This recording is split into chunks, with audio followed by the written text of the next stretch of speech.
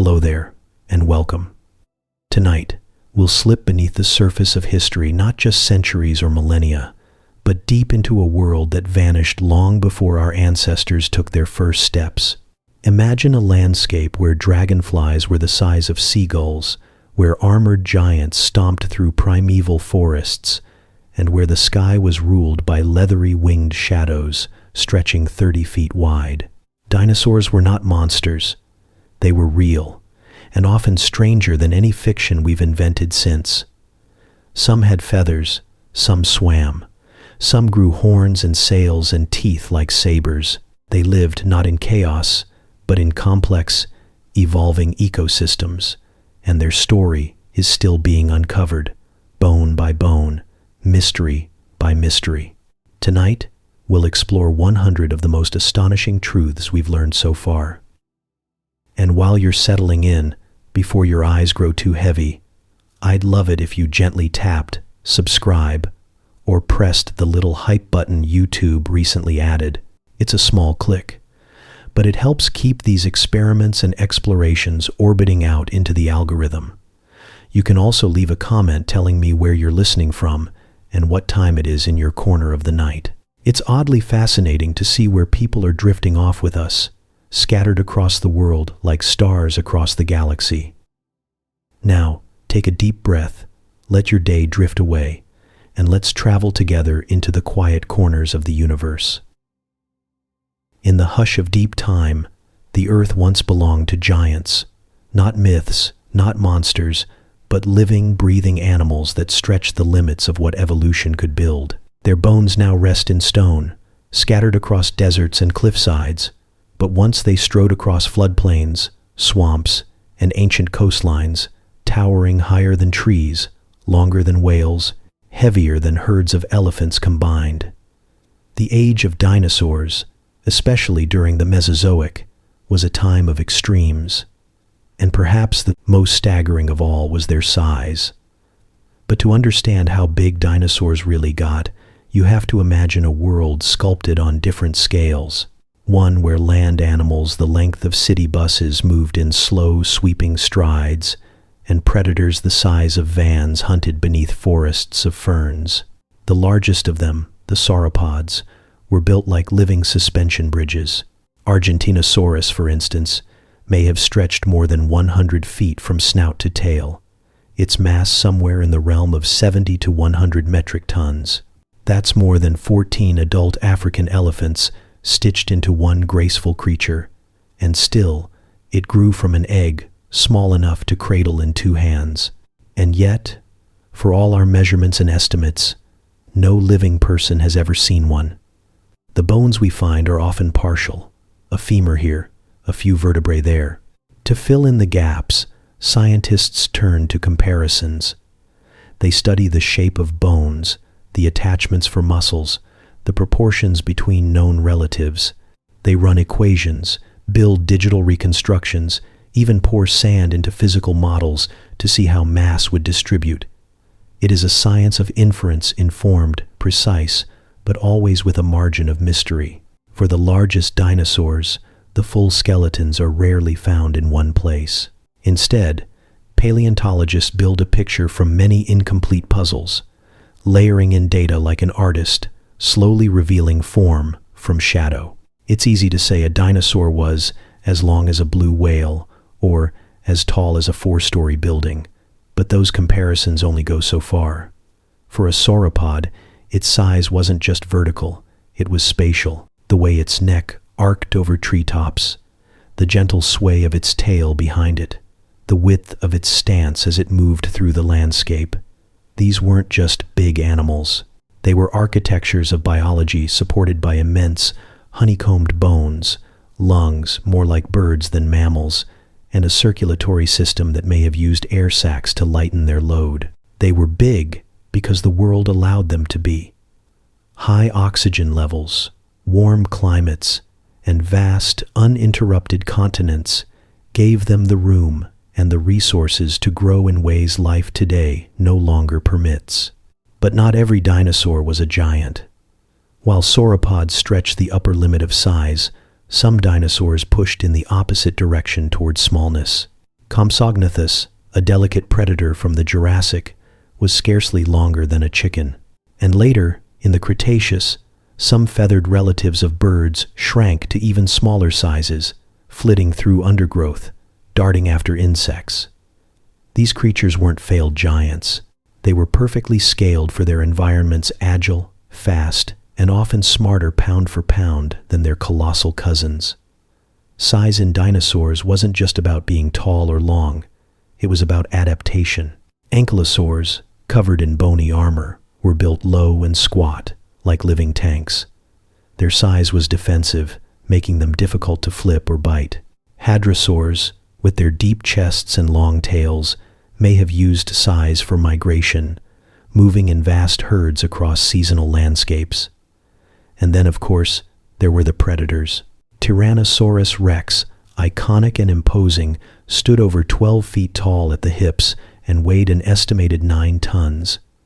Yet even this apex carnivore wasn't the biggest meat eater of all time. Spinosaurus, with its crocodile-like snout and sail-like spine, may have exceeded 50 feet in length, adapted for a semi-aquatic life that defied the rules of land-based predators. When we say big, we often think in terms of fear or dominance. But nature doesn't build giants for our stories. It builds them when the environment can support them, when food is plentiful, when predators are manageable, and when bodies can grow year after year without limit. Dinosaurs weren't big because they wanted to be. They were big because, for a time, the Earth allowed them to be. But growth came at a cost. Large dinosaurs needed strong hearts, efficient lungs, and skeletons light enough to carry bulk without collapsing under it. Sauropods, for example, had vertebrae riddled with air sacs, reducing weight without sacrificing strength. Their long necks may have helped them graze across wide areas without moving much, conserving energy. And their legs, positioned like pillars beneath them, were marvels of load-bearing anatomy. We estimate their weight through equations derived from living animals, especially elephants and birds. By measuring the circumference of limb bones, we can predict how much mass they likely carried. But these numbers come with a range. Was Argentinosaurus 70 tons, 80, 100? It depends on assumptions about muscle, fat, posture. We'll likely never know with precision, but the awe doesn't lie in the exact figure.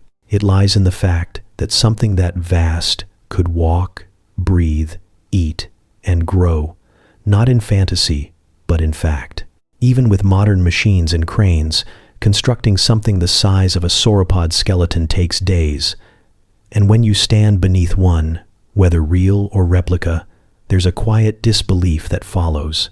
This lived. It moved. It watched the sun rise and fall, and when it died, it left behind only bones and a whisper of its scale. Some dinosaurs grew fast, perhaps reaching adult size in 2 or 3 decades. Others may have taken longer, their growth curves peaking in adolescence before slowing. Growth rings inside fossilized bones tell the tale, like tree rings etched in calcium. In some cases, we can even tell how fast a dinosaur was growing at the time of death. Like us, they grew in fits and starts, depending on health, season, and species. For all their differences, there is one common thread. Dinosaurs were shaped by their size, and in turn, they shaped the world around them. From the thunderous footsteps of titanosaurs to the delicate scratch marks of bird-like hunters, their scale defined their lives. Not as exaggerations or legends, but as real, biological beings, living embodiments of Earth's capacity to create on a grand scale. And somewhere in that story, among the fossils and footnotes, there's a quiet truth. The world was once home to things so vast, we can barely imagine them now. But they were here. They walked this same planet. And if you listen closely, sometimes you can almost hear the ground remember. For over a century, we imagined dinosaurs in shades of dull, green and gray, armored in scales like oversized lizards, lumbering and drab. That vision dominated museums, textbooks, and movies, a world of giants, but not a world of color. But in recent years, A quiet revolution has unfolded in the fossil beds of China, Germany, and beyond. Paleontologists, armed with microscopes and molecular tools, have begun to uncover something extraordinary. The truth that some dinosaurs weren't just scaly, they were feathered. Not just brown or beige, but patterned, iridescent, and possibly radiant. It started with imprints, faint shadows in stone that didn't quite fit the mold of scales or bones. In Liaoning province, exquisitely preserved fossils began to surface, dinosaurs so delicately entombed that even the outlines of their soft tissues remained. There, paleontologists found small, bird-like creatures with tails fanned in feathers, arms fringed with primitive plumes. At first, they were dismissed as misidentified birds, but the skeletons told a different story. These weren't birds. Not yet. They were theropods, raptors, cousins of T-Rex, walking the line between the ancient and the airborne. Feathers, it turns out, are not an invention of flight. They likely evolved long before wings ever caught the wind. Early feathers may have functioned as insulation or for display, or perhaps as protection for eggs. Some were little more than fuzzy filaments, more hair-like than anything we'd recognize on a modern bird. Others grew in complex patterns with veins and barbs capable of catching air. These weren't accidental growths. They were the result of deep evolutionary experiments, soft structures with 100 different uses. One of the most vivid examples is Microraptor, a small, four-winged dinosaur with feathers on both its arms and legs. It lived about 120 million years ago in what is now China and was no bigger than a crow. Yet in death, it left behind more than bones. Its fossil was so finely preserved that scientists could see the shape of its feather structures and, more remarkably, the microscopic remnants of melanosomes, the tiny organelles that once carried pigment. Under an electron microscope, these melanosomes resembled those found in iridescent modern birds like starlings. This suggested something no one had expected. Microraptor may have shimmered with a glossy black-blue sheen, much like a raven's wing glinting in sunlight. Other dinosaurs left similar clues. Anchiornis, another feathered theropod, had melanosomes shaped and arranged in ways that pointed to a striking palette, possibly with black and white spangles, a rust-colored crest, and even barred wings. This was not a world of monotones. It was a world of pattern and contrast. Not every species had the same colors, of course, and many fossils are too degraded to retain pigment structures at all. But in those few miraculous specimens, we catch glimpses of a forgotten aesthetic, a lost rainbow of prehistoric life. Still, not all dinosaurs wore feathers. Many retained scales, particularly among the long-necked sauropods and horned ceratopsians. Their skin impressions, though rare, show pebbled textures, sometimes with larger, raised scutes like armor plates. On some hadrosaurs, fossilized skin patterns reveal subtle ornamentation, hexagonal scales, overlapping textures, even striping along limbs and tails. Though we don't know their exact hues, these surface patterns suggest a world far more detailed than the smooth skins often imagined. There may have been camouflage, warning colors, or even visual signaling like stripes or spots to confuse predators or attract mates. Color, in the age of dinosaurs, had purpose. Just as it does today, it could signal danger, youth, fertility, or dominance. A bright crest might attract a mate. Darker tones might absorb warmth in a chilly forest. A flash of tail color might startle an ambush predator just long enough to escape. These visual tools are as ancient as eyes themselves, shaped by the pressures of survival and selection. And in some cases, that color may have danced. Iridescence, unlike pigment-based color, emerges from structure, tiny layers in feathers or skin that bend light into shifting hues. In modern birds, this produces the electric blues of peacocks, the metallic greens of hummingbirds, the oil-slick shimmer of grackles. Some feathered dinosaurs appear to have had similar structures, their melanosomes tightly layered in ways that suggest reflective properties. If you had walked through a Mesozoic forest, you might have glimpsed flashes of bronze or violet in the trees above, not from birds, but from dinosaurs flashing messages in living color. But we still have much to learn. The fossil record is fragmentary and uneven. The conditions needed to preserve color and feathers are rare, and specific fine silt, rapid burial, a lack of oxygen. Most fossils are just bones. The rest is inference. And yet, even that inference is getting better. Paleocolor is now a field of study, with scientists decoding the ancient biochemistry of animals extinct for over 100 million years. Every new fossil, every new scan, brings us closer to a fuller picture of what these creatures truly looked like. And perhaps the most surprising realization is that the line between birds and dinosaurs is no longer a line at all. It's a gradient, a slow unfolding of traits. Feathers didn't appear suddenly. Flight didn't arrive all at once. Instead, over millions of years, dinosaurs experimented with feathers in ways we're only beginning to appreciate. Some took to the air, others stayed grounded. Some grew quills and fans for display. Others used fluff to keep warm. The dinosaurs didn't just wear feathers, they pioneered them. Even T. Rex may have had a feathery coat in youth, soft fuzz to regulate body temperature before it grew large enough to rely on size alone. And in colder climates, downy coverings could have been the difference between life and death. Evolution doesn't waste good ideas. It repurposes them, recycles them, adapts them to new shapes and new stories. The same feathers that helped a dinosaur stay warm may have later lifted its descendants into the sky. We still carry their legacy. The birds outside your window, the pigeons on city streets, the hawks soaring in spirals above distant fields. These are not just reminders of dinosaurs. They are dinosaurs, living heirs in feathered robes, some with colors more ancient than any painting, pigments passed down from a world we thought we had lost. But the truth is, we never lost it. The world of dinosaurs didn't end, it transformed. And if you look closely, it still moves through the trees. It still sings in the morning light. It still flashes with feathers under a sun those ancient ancestors once shared. For much of the last century, dinosaurs were cast in the shadow of slow minds.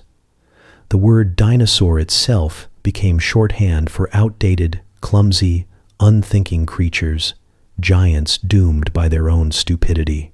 They were imagined as dim-witted reptiles, ruled by instinct, reacting more than reasoning. But the rocks, it turns out, have kept better records than we gave them credit for. Fossilized skulls, preserved endocasts, and the echoes of behavior etched into bone and trackways are painting a more complicated and often more impressive portrait. Not all dinosaurs were intellectual equals. Intelligence varied widely, just as it does in animals today. Some were likely little more than grazing machines, their brains efficient but unremarkable enough to eat, move, avoid danger, and reproduce. But others were curious, social, and possibly even clever. In particular, the small theropods, those closest to birds, seem to have had the highest brain-to-body ratios, a common but imperfect measure of cognitive potential. Troodontids, for example, had eyes that faced forward for depth perception, long grasping fingers, and unusually large brains for their size. They weren't inventing tools or writing poetry, but they may have been among the most intelligent creatures of their time. The fossil record gives us rare but valuable clues. Inside certain dinosaur skulls, there are faint impressions, hollows where the brain once rested. Using these, scientists can create endocasts, three-dimensional models of the brain's shape and relative proportions. They tell us which areas were well-developed: vision, balance, smell, coordination. In some species, the olfactory bulbs are huge, suggesting a world navigated primarily through scent. In others, the optic lobes dominate, pointing to keen vision, perhaps even color perception. In many theropods, the cerebellum, the region responsible for motor control, is pronounced, fitting for agile predators that needed to chase, leap, and strike with precision. Still, a large brain doesn't always mean high intelligence. Some sauropods, despite their colossal size, had brains scarcely larger than a grapefruit. Their spinal cords near the hips were so thick that early researchers believed they might have had a second brain to help control their tails, though this idea has largely been discarded. It's more likely they relied on instinct and simple patterns, much like modern reptiles. Yet that simplicity was effective. Sauropods survived for millions of years across multiple continents, adapting to changing climates and ecosystems. Intelligence isn't the only path to survival. The myth of the dumb dinosaur took hold partly because of early comparisons. Fossilized skulls were often reconstructed with little understanding of soft tissues, leading to underestimations of brain volume. Reptilian behavior was poorly understood, and there was bias, both scientific and cultural, toward the idea that mammals, especially primates, represented the peak of evolution, with dinosaurs as obsolete failures. But extinction does not equate to inferiority. The asteroid that ended the age of dinosaurs didn't select for intelligence. It was an act of planetary chaos, not evolutionary judgment. Modern birds, descendants of certain theropod dinosaurs, further challenge our assumptions. Crows can solve puzzles and remember faces. Parrots use tools and communicate in complex ways. If these feathered heirs inherited even a fraction of their ancestors' cognitive capabilities, it suggests that intelligence was already evolving long before the first bird took flight. Some of that intelligence may have begun with the raptor's small, fast-moving predators with strong vision and coordination. They may have hunted in groups, cared for their young, and learned from experience. In pack settings, cooperation and communication become valuable, and where those traits evolve, intelligence often follows. Behavior leaves traces beyond the brain. Nesting sites show patterns, eggs arranged carefully, sometimes in communal settings, sometimes guarded. Bone beds filled with individuals of the same species suggest herd behavior. Some dinosaurs may have migrated seasonally, traveling vast distances in groups. These aren't just instincts, they're signs of coordination, of memory, of decisions made over time. Even the simple act of nesting requires foresight, choosing a location, timing, reproduction, defending the clutch. And yet, there were surely limits.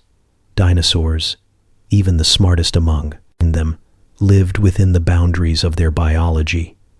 They did not build shelters or shape tools. They did not record their thoughts or pass them down in writing. Their intelligence, whatever its range, was expressed through movement, survival, and interaction with their environment.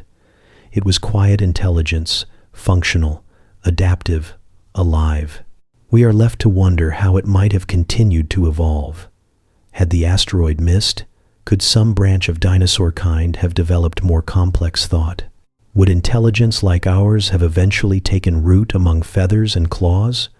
Or were they always meant for different kinds of mastery, built not to think like us, but to live in ways we've only begun to understand? What is clear is that dinosaurs were never the brainless beasts they were once made out to be. They were products of their time, shaped by pressures we can only glimpse. Some were slow, others sharp. Some wandered the earth by instinct, while others watched, calculated, and perhaps even planned. Intelligence takes many forms, and sometimes it leaves its trace not in words, but in the hollow of a skull, the arc of a footprint, or the quiet complexity of a life lived long ago. In the popular image of the dinosaur age, the earth is bathed in warmth, steaming jungles, muggy swamps, ancient rivers winding through lush ferns and towering cycads. But not all dinosaurs lived in equatorial heat. Some thrived where the sun disappeared for months, where winters brought cold, and where snow may have blanketed the ground. Dinosaurs of the poles, strange, resilient and hardy, carved out a life in places we're only beginning to understand. They did not just survive there, they adapted, evolved, and endured. During the Mesozoic, the world looked very different. The continents were still shifting, and although global temperatures were warmer than today, the poles still experienced long stretches of darkness and cold. In regions that would one day become Alaska, Australia, and Antarctica, dinosaurs roamed forests that glowed with seasonal light. There, winter didn't just mean cold, it meant weeks or even months without sunlight, depending on latitude. Yet fossil evidence shows that certain species made these places home, not just summer feeding grounds. In the Prince Creek Formation of northern Alaska, high above the Arctic Circle, paleontologists have unearthed fossils of hadrosaurs, duck-billed dinosaurs that once trudged through snowy forests. Not just isolated bones, but juveniles too, suggesting these animals didn't migrate south for winter. They stayed, bred, and raised their young under aurora-lit skies. Alongside them were relatives of the tyrannosaurs, smaller than their more famous southern cousin, but still fierce.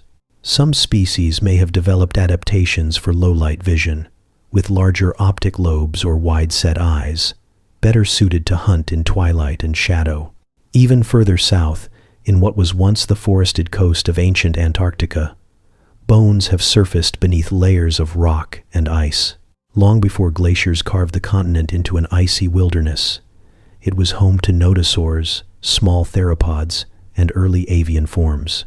These animals likely faced freezing temperatures during parts of the year, yet their remains tell a story of life, not hardship. Fossilized teeth from juveniles hint at successful reproduction, and signs of seasonal growth, rings in their bones, suggest cycles of feast and famine, much like animals in polar regions today.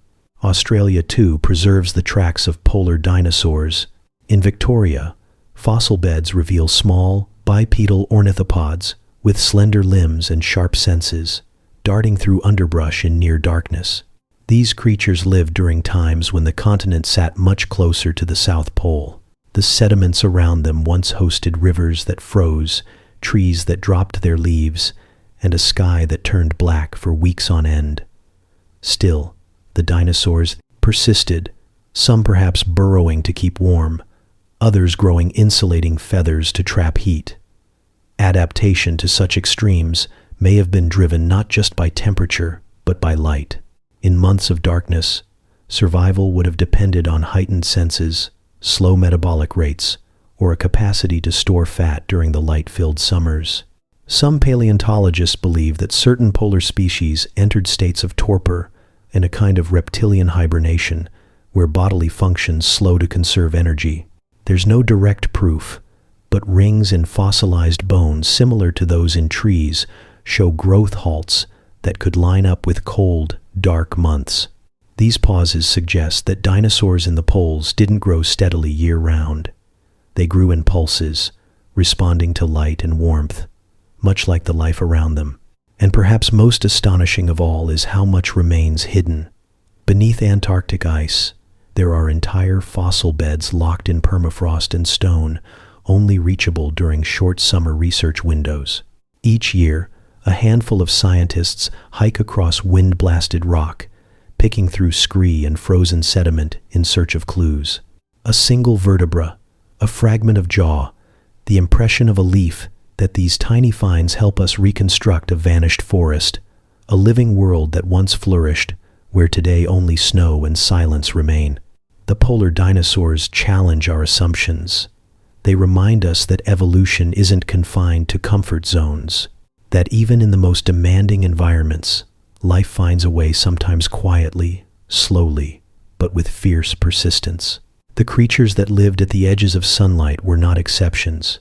They were part of a greater pattern, a proof that the world of dinosaurs was vast and varied, filled with specialists adapted to every niche Earth had to offer. In their time, the poles weren't barren wastelands, but ancient frontiers, wild, cold, and dimly lit. And in those twilight lands, the dinosaurs walked, still, warm-blooded or feathered, carving paths through snow-laced ferns and listening to the creak of frozen rivers. Even in darkness, life moved forward. Even in cold, they carried on. Beneath the surface of ancient seas, far from the footprints of giants on land, another world stirred. It was quieter here, darker, more secretive, but no less dangerous. Long-necked shadows moved through kelp-like forests. Silver bodies flashed in the blue gloom, sleek and swift. And in the deeper trenches, something vast would sometimes pass, jaws wide, eyes unblinking, a body built for ambush. These were not dinosaurs, not by any strict definition, but they were their contemporaries, their equals, and in many ways, their rivals. While dinosaurs ruled the land, the seas belonged to something else entirely. It's a common misconception that all prehistoric reptiles fall under the dinosaur umbrella, but the oceans of the Mesozoic weren't filled with swimming versions of their land-walking cousins. Dinosaurs were defined by the structure of their limbs, their upright gait, their hips and skulls traits suited for life on land. But marine reptiles evolved along different lines. They were a separate answer to survival, tailored for a liquid realm, shaped by the pressure and pull of salt water. Take the mosasaurs, massive, serpentine predators that hunted during the late Cretaceous. They could reach lengths of 50 feet or more, with jaws lined in rows of recurved teeth and flippers that paddled like oars. Though they resembled crocodiles at a glance, they were more closely related to modern monitor lizards, like the Komodo dragon, only far larger, and adapted to hunt in open ocean. They were apex predators of their time, gliding with power through ancient seaways that split the continents. Some species likely hunted ammonites and fish, while others may have attacked large prey, even other marine reptiles. The mosasaurs were fast.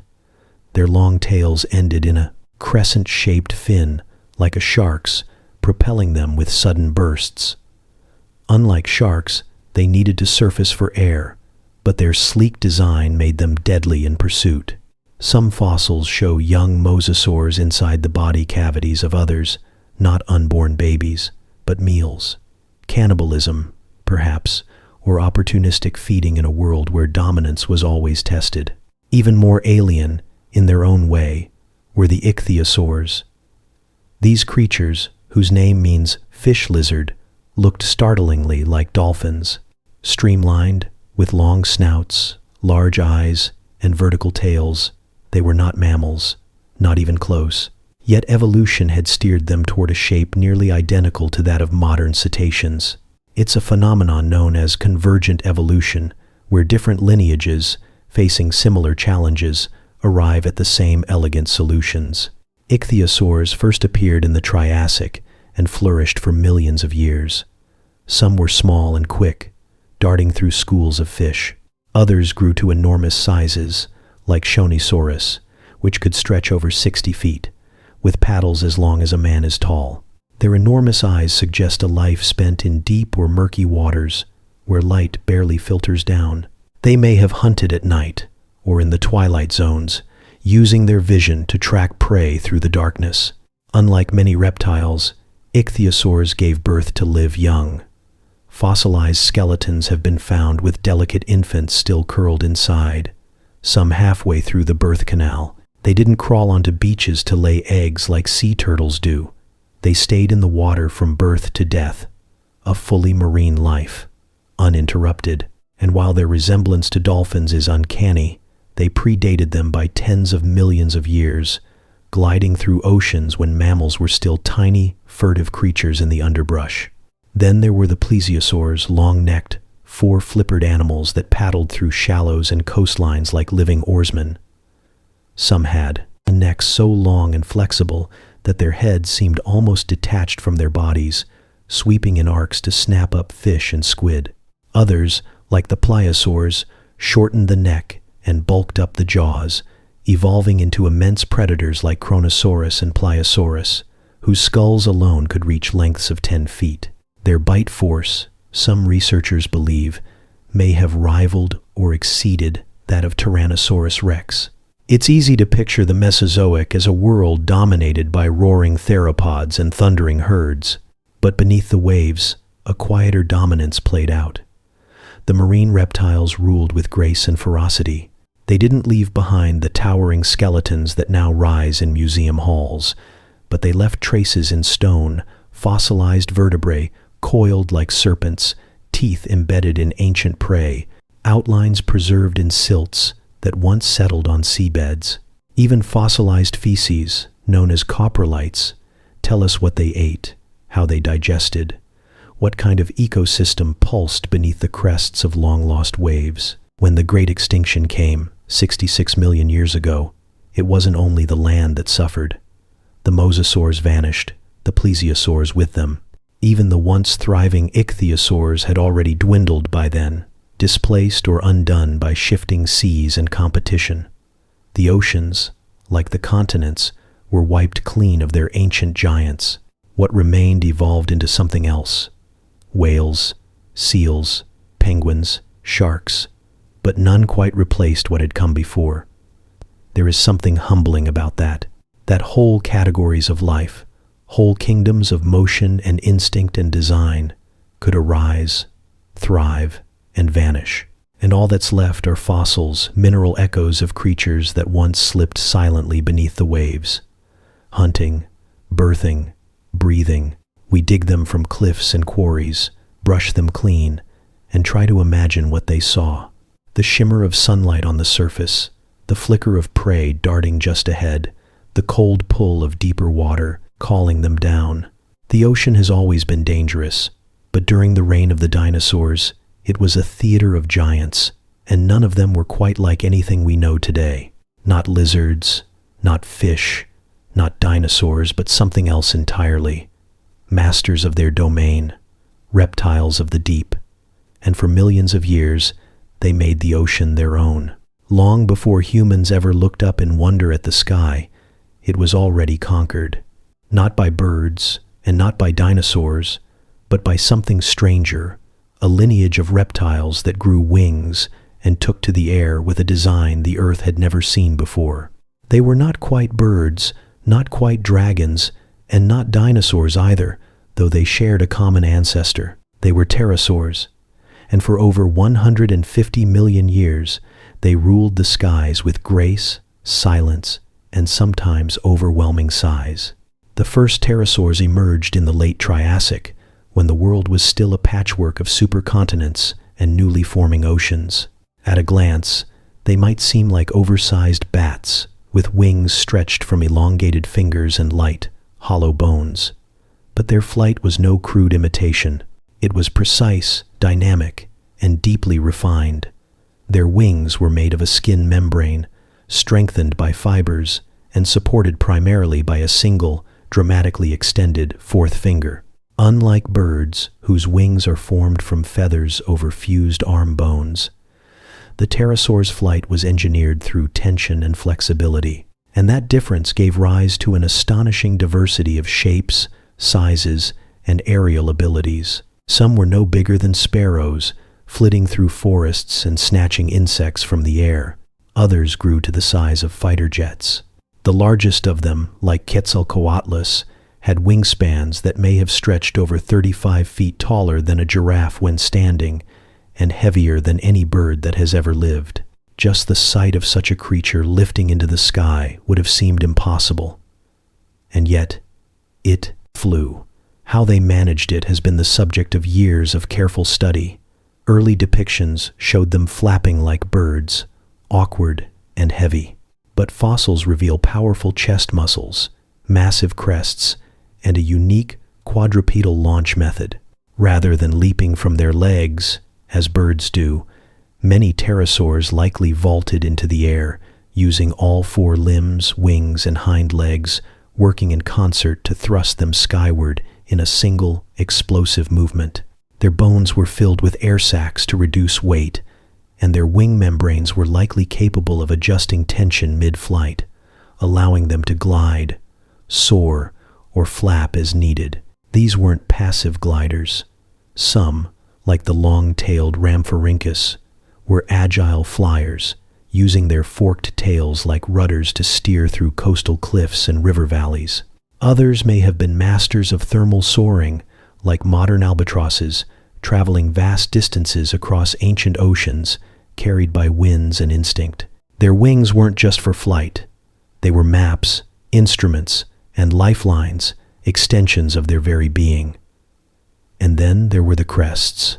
Some pterosaurs had elaborate sail-like structures rising from their heads, vertical blades, spiraling horns, fans that seemed too large to be practical. For years, scientists puzzled over their purpose. Were they for display, balance, thermoregulation? Recent evidence suggests that at least some were sexually dimorphic, differing between males and females, which points toward a role in mating rituals or social dominance. In a world without language, color and shape would have spoken volumes. A towering crest could have signaled maturity, strength, or readiness to breed. But as vivid as these creatures were, their bones were delicate, more paper than stone. Many were crushed in death, leaving behind flattened impressions or fragmented remains. This fragility makes their fossils rare and the full picture incomplete.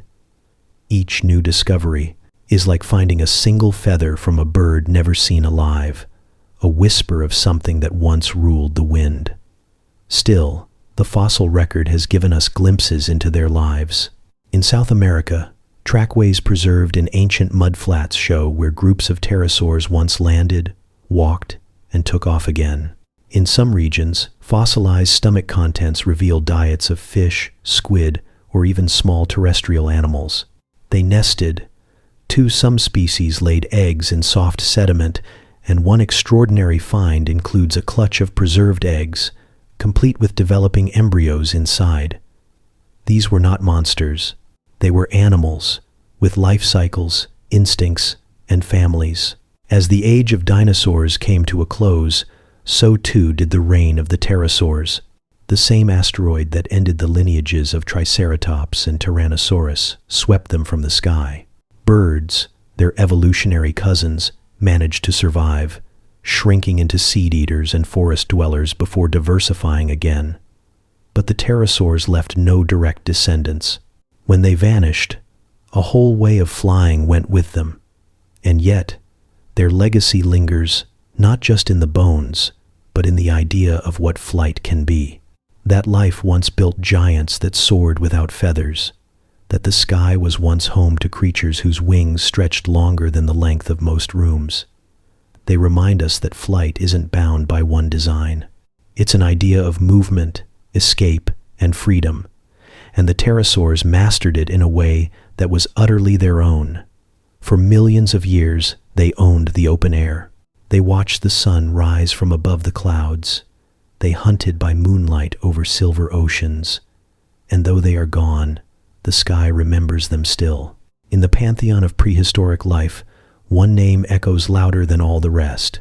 Tyrannosaurus rex, a name that rattles through time like a drumbeat, carried on the weight of reputation, legend, and fossilized fact.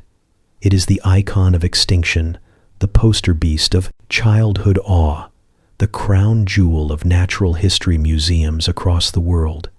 And yet, for all its fame, for all the models and movies and imaginations it has shaped, the truth of T. rex is still being uncovered, one bone fragment at a time. Like any creature so steeped in myth, the reality is stranger, subtler, and more fascinating than the legend. The skeleton tells us that this was a predator built for power. Its skull alone could stretch over 5 feet, armed with teeth the size of bananas, serrated like steak knives, and curved for gripping and ripping flesh. Its bite force, reconstructed from muscle attachment points and the structure of the jaw, was unparalleled, estimated to exceed 12,000 pounds of pressure in a single chomp. That's enough to crush bone, not just break it. Fossils confirm it too, hadrosaur tailbones bearing the distinct puncture marks of T. rex teeth, some of them even showing signs of healing, meaning the victim survived the attack. T-Rex didn't just scavenge, it hunted. It bit through armor and bone. It meant to finish what it started. But for all its strength, T-Rex wasn't just a brute. It had eyes that faced forward, granting it depth perception like a hawk or an owl. It could judge distance. It could track movement. Its sense of smell was extraordinary, among the best of any known terrestrial animal, thanks to enlarged olfactory bulbs that filled the front of its brain case.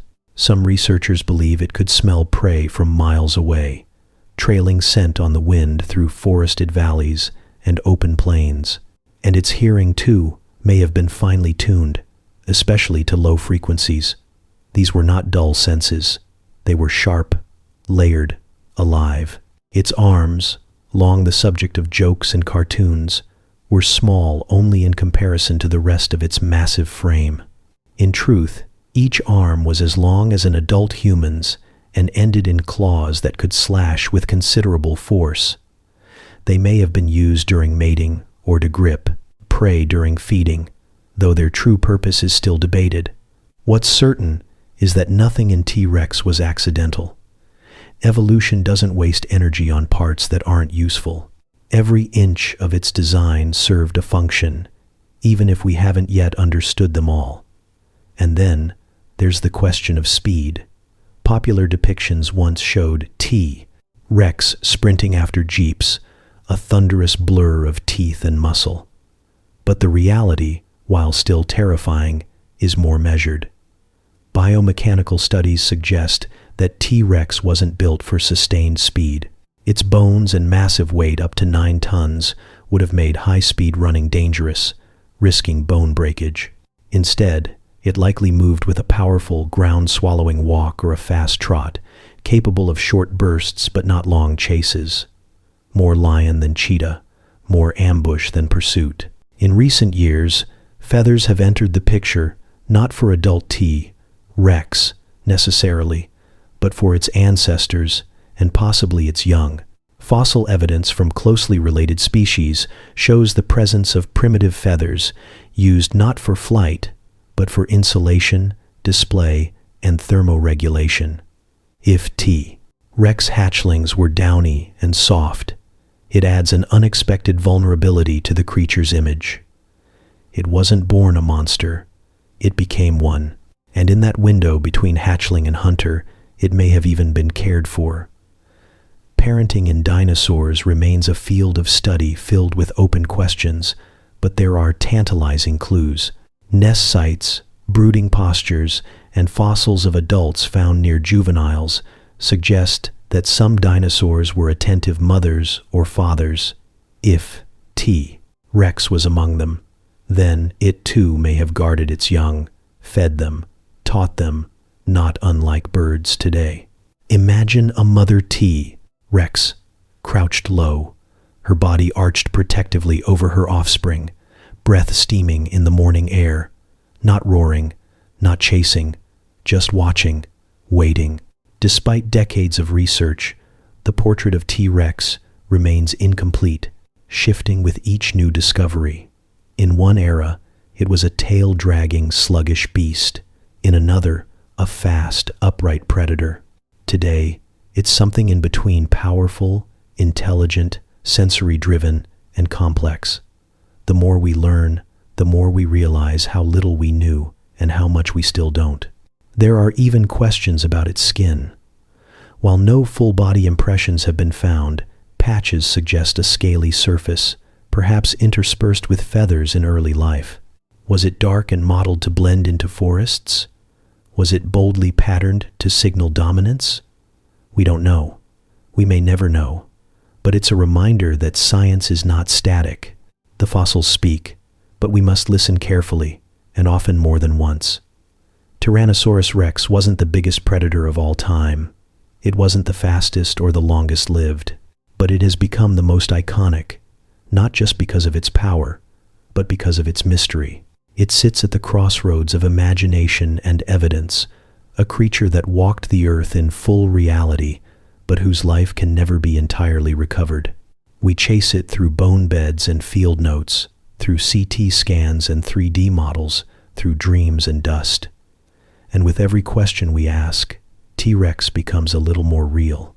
Not just a skeleton, not just a shadow, but an animal breathing, moving, seeing, living, not just a symbol of extinction, but a reminder of what life once was and how much wonder still lies buried in the stone beneath our feet. The Jurassic Park films etched themselves into our collective memory with the sharp bite of a velociraptor's claw and the trembling earth that marked a T, Rex's approach. The gates opened, the music swelled, and for a moment, it felt as if dinosaurs were real again, alive, breathing, hunting, running. But the dinosaurs on screen were never quite the ones that walked the earth. They were stitched together from science and speculation, molded by drama, shaped by imagination. What they got right was wonder. What they got wrong, almost everything else. Take the velociraptors, for instance. In the films, they're human-sized predators, sleek, intelligent, capable of opening doors and coordinating attacks with near-military precision. They hiss and click, eyes narrowed with eerie awareness. But the real Velociraptor mongoliensis was much smaller, roughly the size of a turkey, with a slender body, long tail, and feathers covering its arms and body. It wasn't bare-skinned or scaled like a lizard, but feathered, more bird than beast.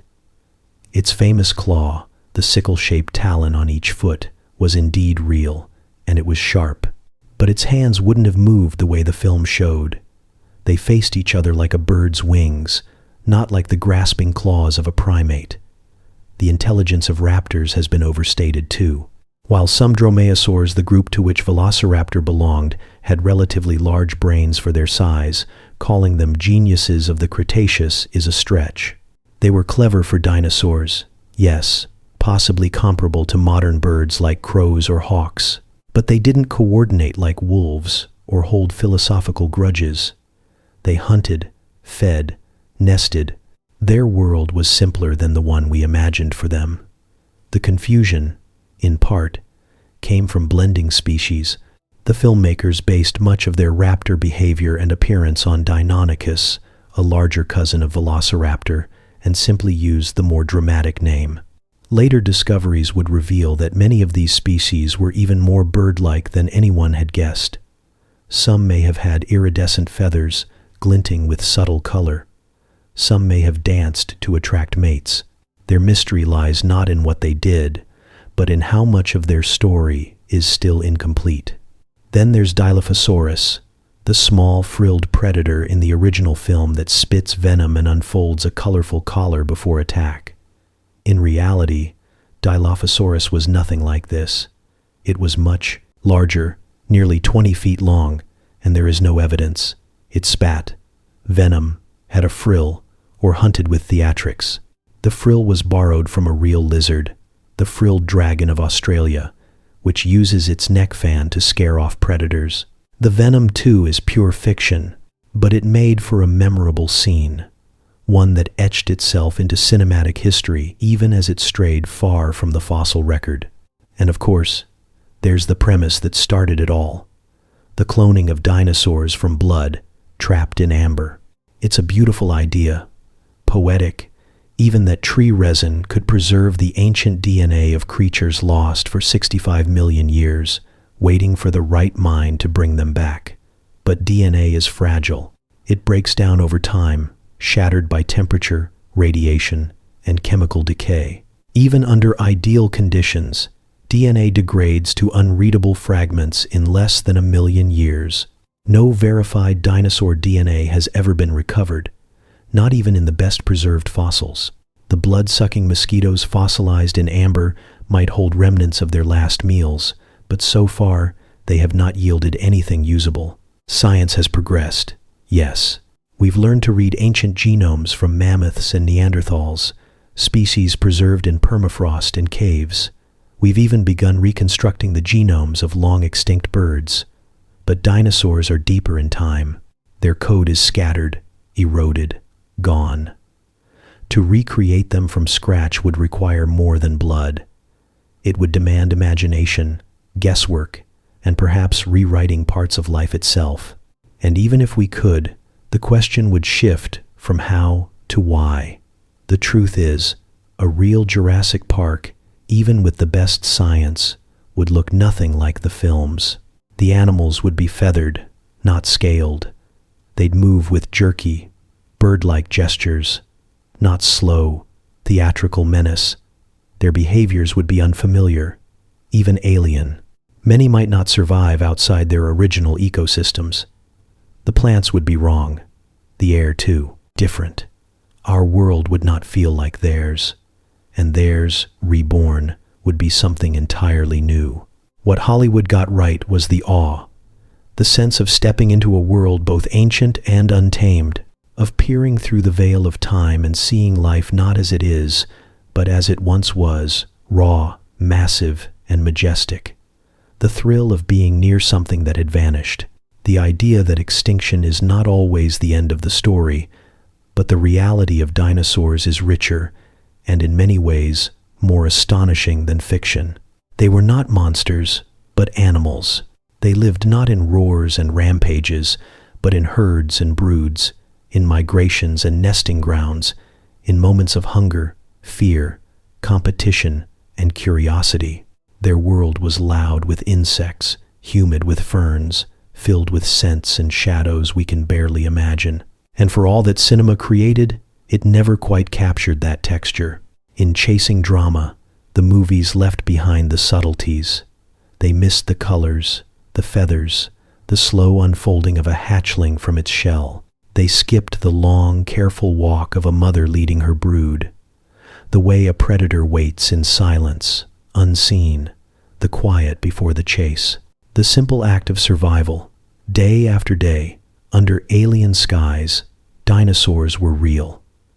That's the most astonishing part of all.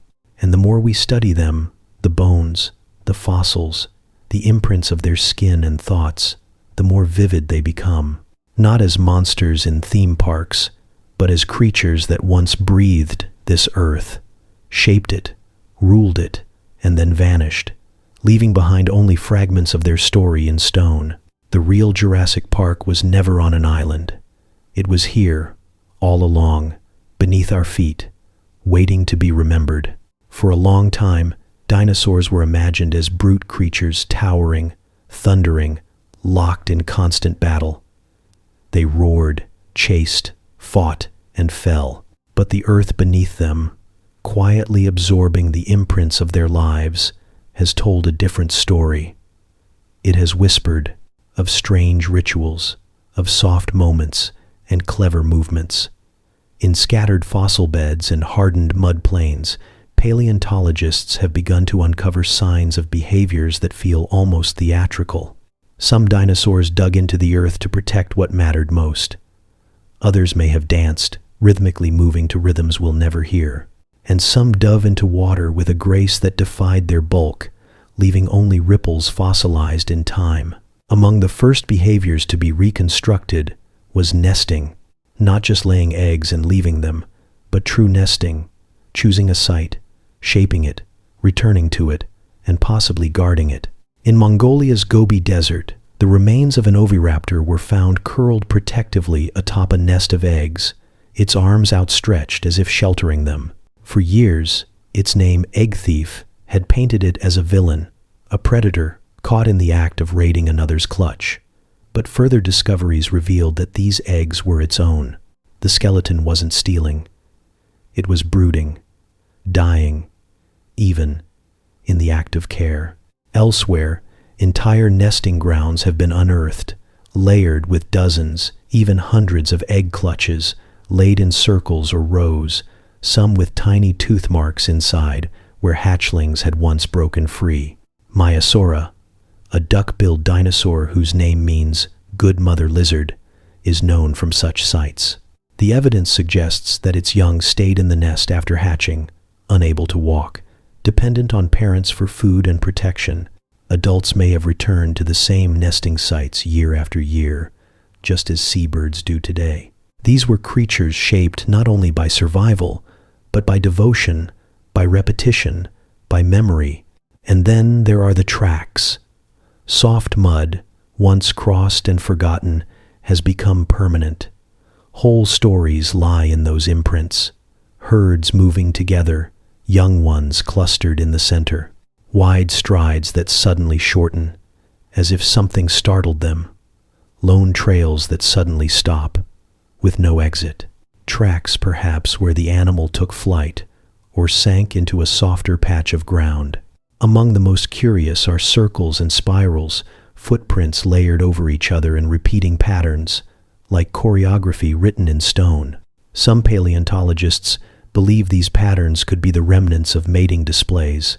Certain species of theropods, small to medium-sized carnivores, may have scraped the ground with their claws or feet, much like modern birds do when they're showing off.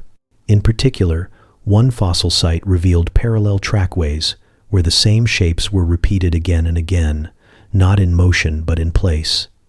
These weren't paths, they were performances.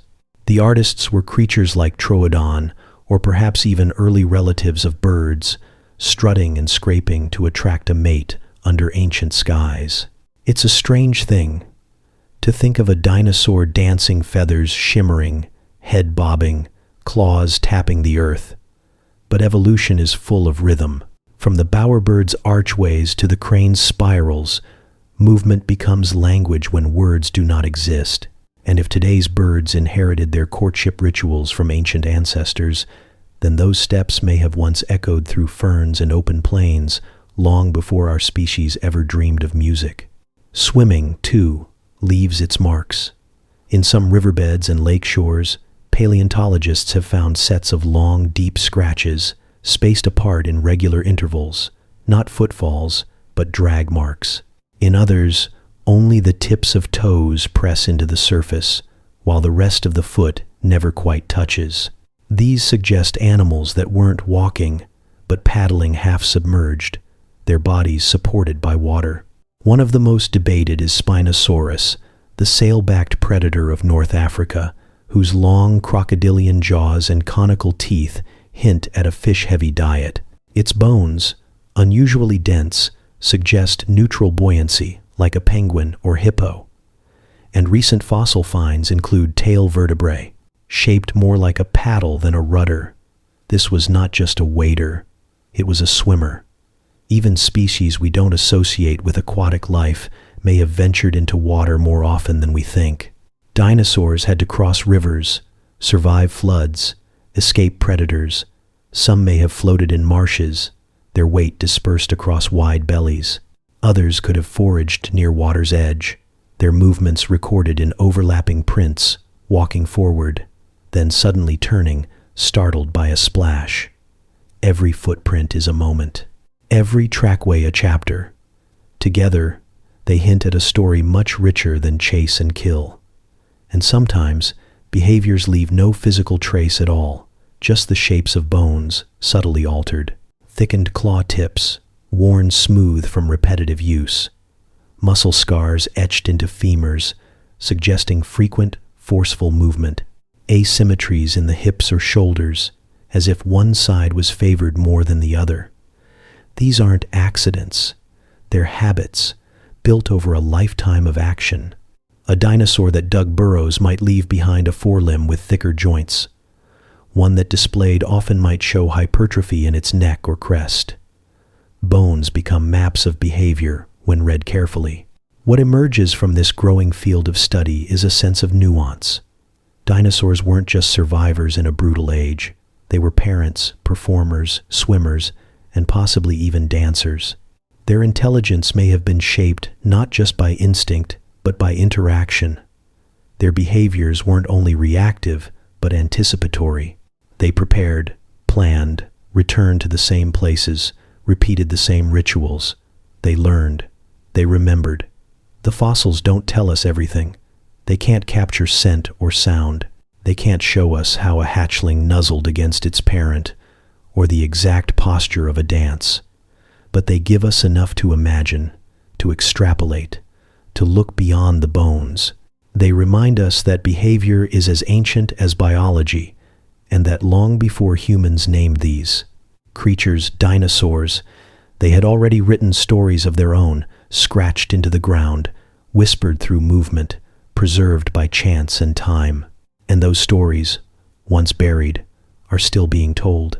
Among the bones of the ancient world, Some whisper stories of survival, of movement and muscle, of tooth meeting flesh and foot pressing earth. But others, the strange and extravagant, speak of something else: display, identity, theater. These are the dinosaurs that wore sails on their backs, crests above their eyes, spikes along their tails, and horns that curled like question marks into the sky. For years, scientists tried to make these pieces fit into a puzzle of pure function. But sometimes, it seems, nature designs not for need, but for show. Take the iconic Triceratops' 3 horns, a beaked mouth, and a broad frill like a shield spread behind its skull. For decades, it was thought to be a walking fortress, the frill serving as armor against the bites of predators like Tyrannosaurus rex. But closer study of its bones has offered a new idea: blood vessels laced through the frill, more than would be needed for protection alone. And many of the skulls we've found show variation, some frills larger, some more scalloped, some even asymmetrical. Like antlers on a deer or the plumage of a peacock, these differences suggest something beyond defense. They suggest individuality, recognition, attraction. Ceratopsians, the family to which Triceratops belongs, were some of the most creatively adorned creatures of the Mesozoic. Styracosaurus bore a crown of long spikes that flared backward like a medieval sunburst. Cosmoceratops had 15 horns in total, a spectacular array that likely served more as a signal than a shield. These animals may have used their elaborate skulls the way modern animals use tusks or feathers to intimidate rivals, to court mates, to declare status within a herd. And when 2 locked horns in battle, it wasn't always to kill. It may have been ritual, like stags clashing antlers in autumn woods. And then there's the hadrosaurs, often called duck-billed dinosaurs, whose crests defy easy explanation. Some, like Corythosaurus, had tall, helmet-like structures rising from their heads. Others, like Parasaurolophus, sported long, backward-reaching tubes that curved like a frozen trumpet. For years, paleontologists debated their purpose. Were they breathing apparatuses, tools for thermoregulation, weapons? But the answer may lie in the hollowness of the crest. Inside were winding passages, like the pipes of a wind instrument. It's now believed these dinosaurs could have used them to produce deep, resonant calls, perhaps to signal alarm, attract a mate, or identify themselves in a fog-shrouded dawn. These weren't just ornaments, they were voices made visible. Even stranger are the sails' thin, towering structures of bone and skin that rose from the backs of certain dinosaurs like biological billboards. Spinosaurus, the semi-aquatic predator with crocodile-like jaws, bore a sail that could reach 6 feet in height.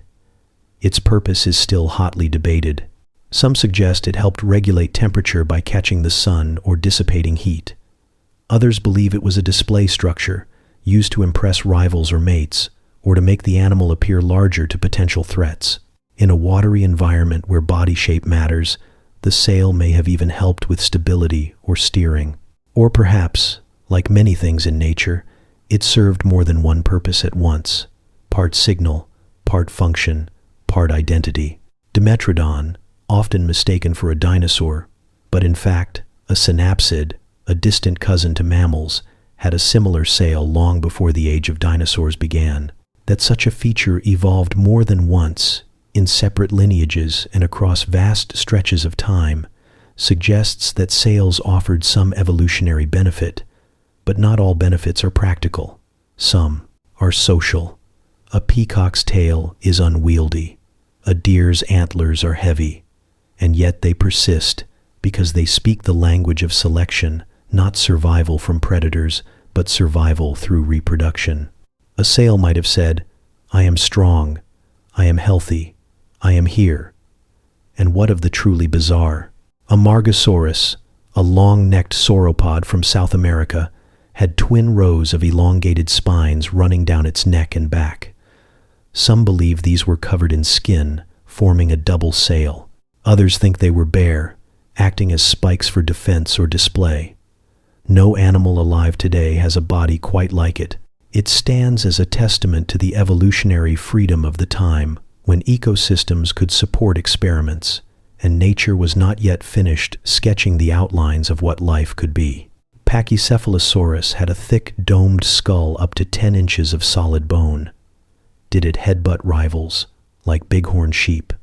Or was the dome a visual cue, a beacon among the tall grasses and forests?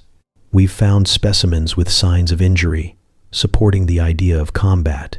But the rounded dome could also have served in non-lethal ways: display, species recognition, even temperature control through blood flow. The truth may lie in combination, a structure built to endure impact but designed to be seen. What ties all these features together is not just their strangeness, but their context. These shapes did not evolve in isolation. They were part of ecosystems filled with eyes, other dinosaurs watching, choosing, competing. In a world before language, display became a kind of speech. The curve of a horn, the height of a crest, the shimmer of skin in sunlight. These were messages, written in flesh and bone, and while some structures clearly served multiple purposes: defense, thermoregulation, communication, others may have been pure display, selected over generations not because they helped animals live longer, but because they helped them reproduce more. Sexual selection, the invisible hand that sculpts peacocks and songbirds, may have had a powerful influence on dinosaur anatomy. What looks strange to us may have been irresistible to them. In the fossil record, function often leaves clearer traces than fashion. Bite marks, muscle scars, wear patterns, these can be measured, but display, with all its subtlety and subjectivity, is harder to quantify. And yet, its presence is everywhere.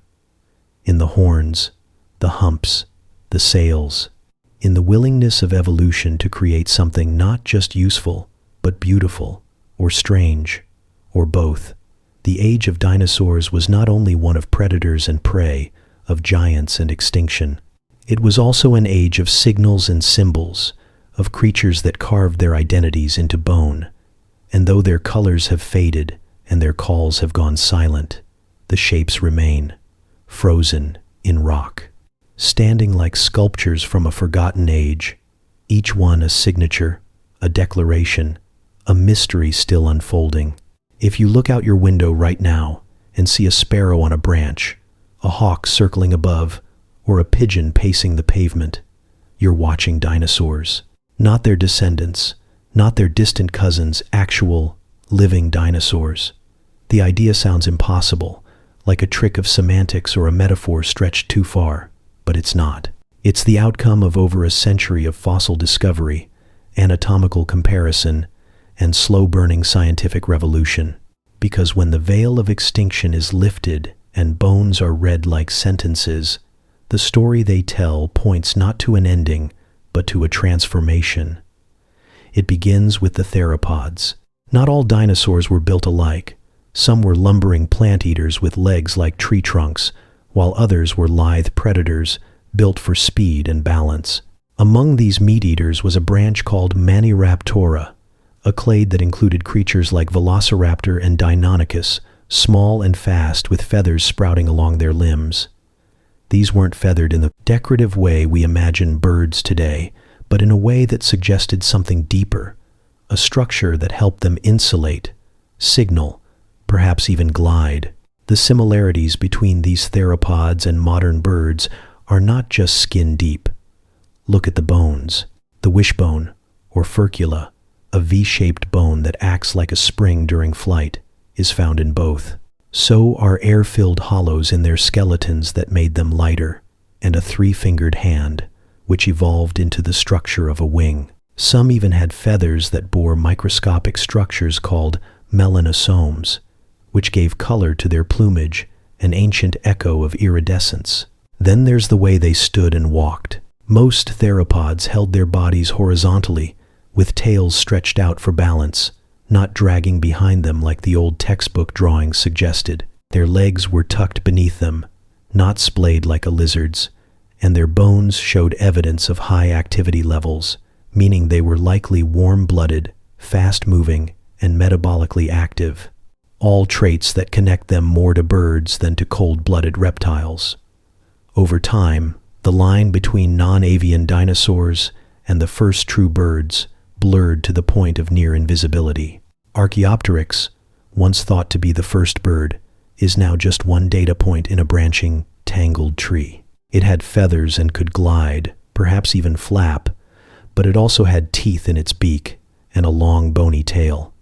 Others, like Microraptor, had 4 feathered limbs and may have flitted through the trees like a dragonfly, shifting between climbing and flying in a way that resembles neither birds nor dinosaurs entirely, but something between a transition caught in stone. What makes a dinosaur isn't its size or even its extinction. It's a specific set of anatomical traits, an upright stance, certain arrangements of the hip bones, the structure of the ankle and limbs, and the holes in the skull that marked where muscles and blood vessels ran. By those criteria, birds fit comfortably inside the dinosaur lineage. They are the last surviving members of a group that once included giants like Tyrannosaurus and the armored behemoths like Ankylosaurus.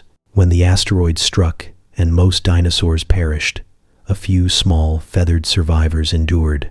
They were likely already capable of flight, already able to exploit different environments, already living light and fast. And those few survivors gave rise to the 10,000 species of birds we see today. The idea that birds are dinosaurs is more than a biological curiosity. It reshapes the way we see both the past and the present. It means that the age of dinosaurs didn't end 66 million years ago, it simply changed form. It means that the sound of a bird call is not just the song of a creature descended from dinosaurs, but the voice of a dinosaur itself. When a crow tilts its head and watches you, you're not looking into the eyes of a relic. You're staring into an ancient lineage that never quite let go. There's poetry in that. The idea that not everything was lost, that amidst the firestorms and darkness that followed the asteroid's impact, life clung on in feathers and hollow bones. That the great experiment of dinosaur evolution didn't vanish, but merely pivoted. It grew wings, and we see traces of that heritage everywhere. In the way a bird preens its feathers with precision, much like ancient theropods likely did. In the way chicks hatch from eggs with a curled posture that matches fossil embryos preserved in rock. In the scales on a bird's legs, which mirror the skin of their extinct cousins. Even in behaviors, nest building, brooding, vocalizing, there are echoes of the ancient world, rituals repeated across eons. Some birds, like the cassowary or the ostrich, bear an eerie resemblance to their prehistoric kin, with their powerful legs, clawed toes, and intense stares. Others, like hummingbirds and swallows, seem impossibly far from the land-bound creatures we think of when we hear dinosaur. And yet, they all share the same ancestry, the same blueprint, the same evolutionary momentum. Paleontologists now speak of non-avian dinosaurs when referring to those that didn't survive the extinction event, and avian dinosaurs for the birds that did. This shift in language reflects not just a change in understanding, but a reweaving of the timeline. The story of dinosaurs doesn't end in fire. It continues every morning, with wings beating against the light. So the next time you hear the rhythmic whoosh of a pigeon's takeoff, or see a heron standing motionless in shallow water, remember that you're witnessing the remnants of an age long past. Remember that those feathers aren't just for warmth or flight, they're survival passed down generation after generation. From a time when the skies were dark with ash and the ground shook beneath titanic footsteps.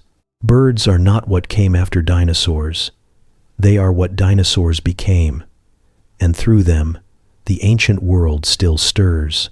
66 million years ago, an ordinary morning dawned over what is now the Yucatan Peninsula. The forests were alive with chirping insects and the rustle of foliage under giant feet. Small mammals scurried through ferns, flowers opened to the sun, and dinosaurs ruled the land, sea, and sky. They had done so for more than 160 million years longer than primates have existed, longer than continents have held their current shape. Life pulsed in countless forms, a world deep in the rhythm of its own permanence. And then, in an instant so fast it would barely be perceptible in geological time, the sky tore open. A rock the size of a small city, traveling faster than sound can echo, slammed into the earth. The impact released energy greater than 1 billion Hiroshima bombs. In a fraction of a second, everything near the site was vaporized. Trees exploded into flame. Oceans heaved into tsunamis. Shockwaves raced outward, snapping bones and felling forests thousands of miles from the point of contact. The atmosphere itself seemed to catch fire. But the devastation wasn't just about heat or shock. It was what came next that rewrote the future. As the asteroid punched into the crust, it blasted billions of tons of dust, sulfur, and debris high into the atmosphere. These fine particles spread across the globe, forming a shroud that wrapped the planet in darkness. Sunlight dimmed, then vanished. Photosynthesis stalled. The food web fractured from the bottom up. Plants withered. Insects vanished. Herbivores starved. Carnivores followed. This wasn't a single day of destruction. It was a slow-motion collapse. A long winter that may have lasted months, even years. The fires burned for weeks. Ash coated the land. Temperatures dropped. Rain turned acidic. Even in places untouched by flames, silence settled in. The dinosaurs, the mighty, the delicate, the bizarre, were not adapted for this kind of world. Their size, their metabolism, their dependence on a functioning ecosystem sealed their fate. From the towering titans to the swift raptors, nearly all of them disappeared. The non-avian dinosaurs, the ones who had once filled the skies with trumpeting calls and the ground with thunder, became fossils in waiting. But some things endured. Beneath the soil, seeds lay dormant, waiting for light. Deep in burrows and crevices, small mammals huddled, insulated from the cold. Birds' true dinosaurs clung to survival, their small size and flight giving them a fragile edge. Crocodiles, turtles, and fish persisted in sheltered waterways. The world didn't end. It changed. In the fossil record, the moment of extinction is marked by a thin line of clay, enriched with iridium, a metal rare on Earth but common in asteroids. This line is found all over the globe, from Montana to India, from Spain to New Zealand. It is a universal scar, a geologic memory of catastrophe. Below it, the diversity of the late Cretaceous. Above it, a quieter, emptier world. In some places, this line is less than a centimeter thick, and yet it divides two completely different versions of Earth. The extinction event, known as the Cretaceous-Paleogene, or KPG, boundary, wiped out roughly 75% of all species. Coral reefs collapsed. Ammonites, the swirling-shelled relatives of squids, vanished. Marine reptiles like the mosasaurs were gone. So too were the flying pterosaurs that once ruled the skies. And yet, this reset, this unimaginable devastation, also cleared the path for new life. Without dinosaurs dominating the land, mammals expanded into open niches. What had once been small nocturnal scavengers began to diversify. Some took to the trees, others roamed the grasslands that would later emerge. Over millions of years, these survivors would evolve into elephants, whales, cats, bats, and eventually us. The asteroid didn't just destroy, it reshaped the tree of life, pruning vast branches while letting new ones grow. There's something almost poetic in the idea that the worst day in Earth's biological history was also the beginning of our own story, that from smoke and silence came a new dawn. It's a reminder that extinction is not only an end, but also a threshold, one that life, over and over again, finds a way to cross. Scientists still debate the finer details of that day, the exact timing of the fires, the global reach of the tsunamis, the interplay between volcanic activity and the impact itself. The Deccan traps in India, for instance, were erupting around the same time, pouring lava and gas into the air, possibly weakening ecosystems before the final blow came. Was the asteroid the coup de grace to a planet already trembling, or was it the singular cause of the collapse? What's clearer is the crater it left behind. Buried beneath the surface of the Yucatan, the Chicxulub crater stretches more than 90 miles, wide and 12 miles deep. A wound, sealed by time but still detectable. Scientists drill into its rim, analyzing shocked quartz and melted rock, reading the impact like a black box recovered from a crash site. And every year, we learn more not just about what happened, but about how fragile the balance of life can be. It's sobering to realize that life can change so fast, that the Earth, in all its vastness, can pivot in a heartbeat, that the forces shaping our world today, climate, extinction, survival, are echoes of what has come before. But it's also humbling, because life returned, it rebuilt, it flourished in new shapes and songs. The age of dinosaurs ended not in failure, but in transformation. Their bones now lie in stone, their memory encoded in every bird's wing beat, every tree that grows where forests once burned. And above the buried crater, jungles now rise and life hums again. The sky fell once, and still dawn returned. When the fires faded and the skies began to clear, when the ash finally settled and the long winter loosened its grip, the world that emerged was quiet, too quiet. The forests were thin, the oceans murky, the air still heavy with the memory of smoke. The great thunderous footfalls of the dinosaurs were gone. Their voices' roars, trills, bellows vanished from the soundscape of Earth. For a time it must have felt like a world without giants, without color, without song. But it wasn't empty. In the shadows of fallen trees, in the crevices of blackened rocks, something delicate had survived, something small, something feathered. It didn't walk with a tyrant's stomp or flash teeth the size of bananas. It didn't tower or charge or shake the earth. It flitted, it hopped, it fluttered, it chirped. The birds made it, not just because they were lucky. Survival is never only about chance. It's about traits, timing, anatomy, behavior. Birds, descendants of a group of small, feathered theropod dinosaurs, carried a toolkit for endurance. Their bodies were lightweight, built for flight but also suited to rapid movement on the ground. They laid eggs, but their nesting behaviors allowed them to protect and nurture their young. They could eat a wide variety of foods, insects, seeds, fruit, whatever was available in a starving world. And crucially, they were small. In a time when food was scarce and temperatures plunged, being small meant needing less to survive. Many dinosaurs died not because they were weak, but because they were big. Massive bodies require massive energy. And when the sun disappeared and plants stopped growing, that energy source evaporated. The food chains cracked at their foundations. But the smallest animals, the generalists, the adaptable, the overlooked, had just enough wiggle room to make it through. Birds slipped through the cracks of extinction. Some of their survival may also be credited to nesting behavior. There's evidence that certain bird-like dinosaurs, even before the impact, were already brooding their eggs, warming them with body heat rather than burying them like reptiles.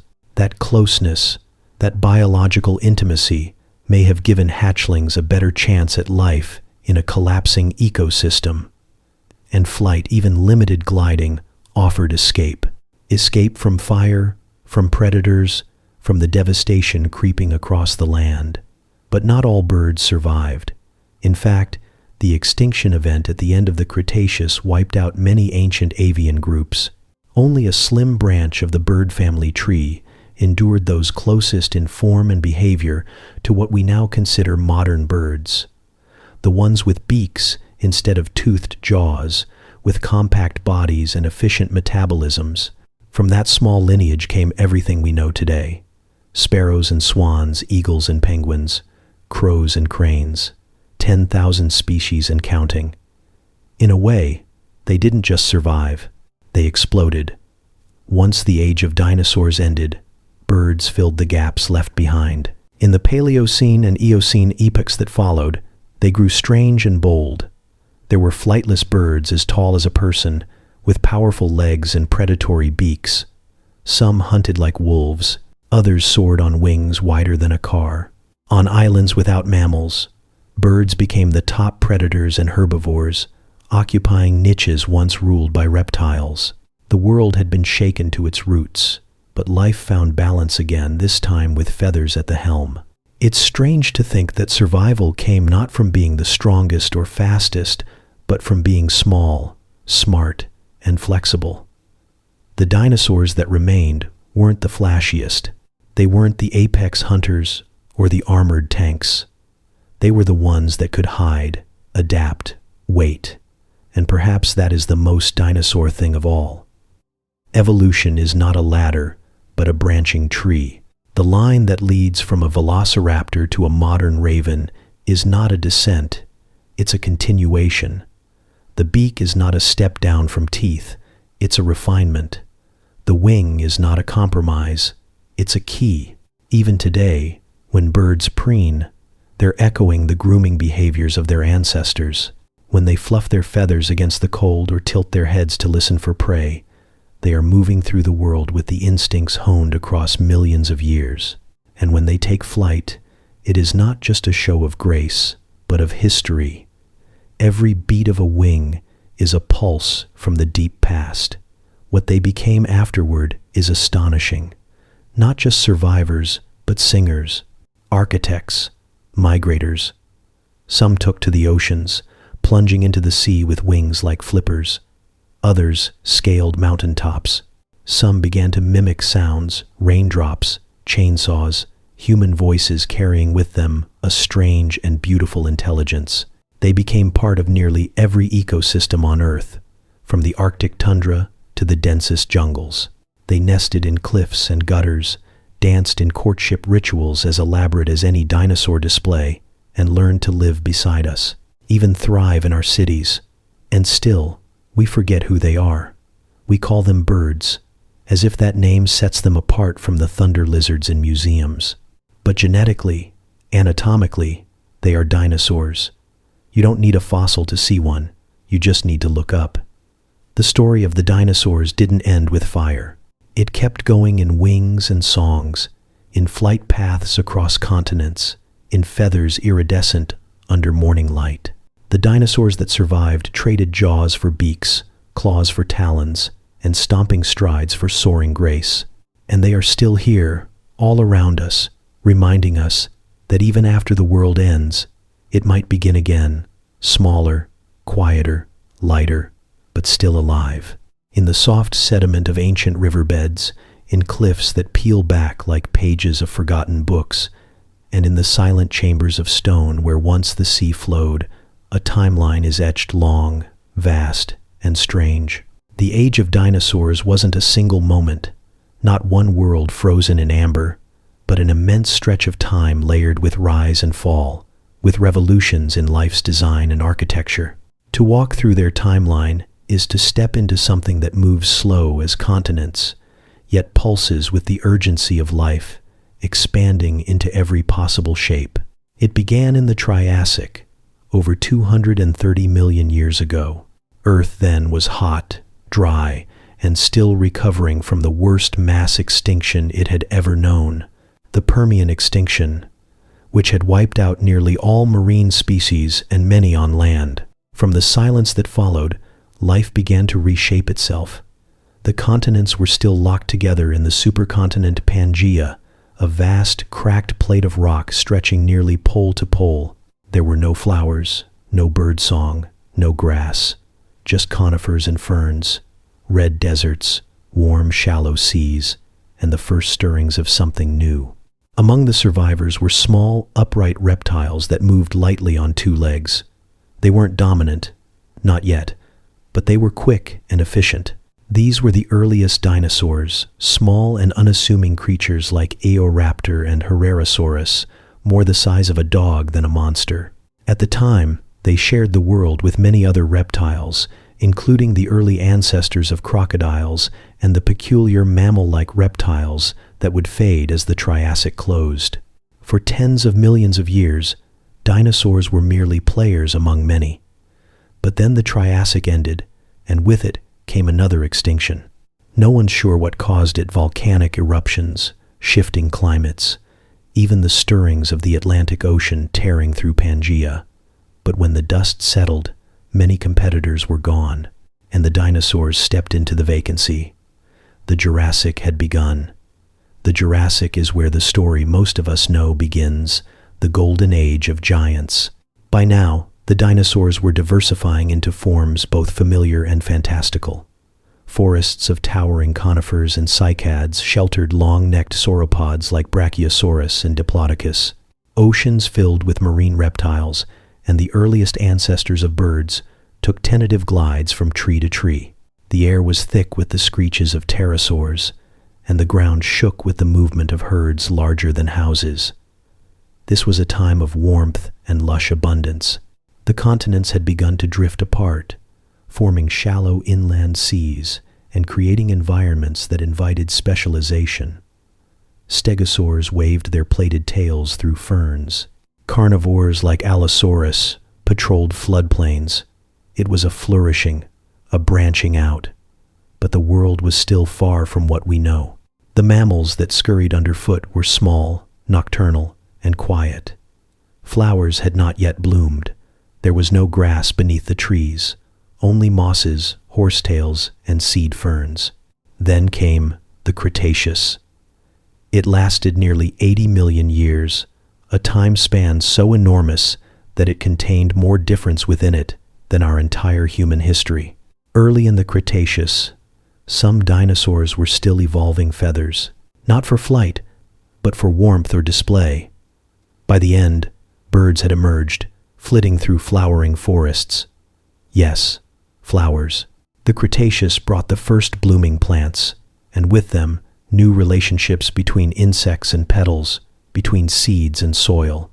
It reshaped the way life fed and spread. Pollinators evolved. Grasses began their slow ascent. Everything became faster, more efficient, more interconnected. Dinosaurs adapted in kind. The Cretaceous saw the rise of the horned and crested Triceratops with its bony frill, Parasaurolophus with its sweeping head crest that may have sung through the wind like a hollow flute. Ankylosaurs rolled across the landscape like living tanks, and predators grew more cunning.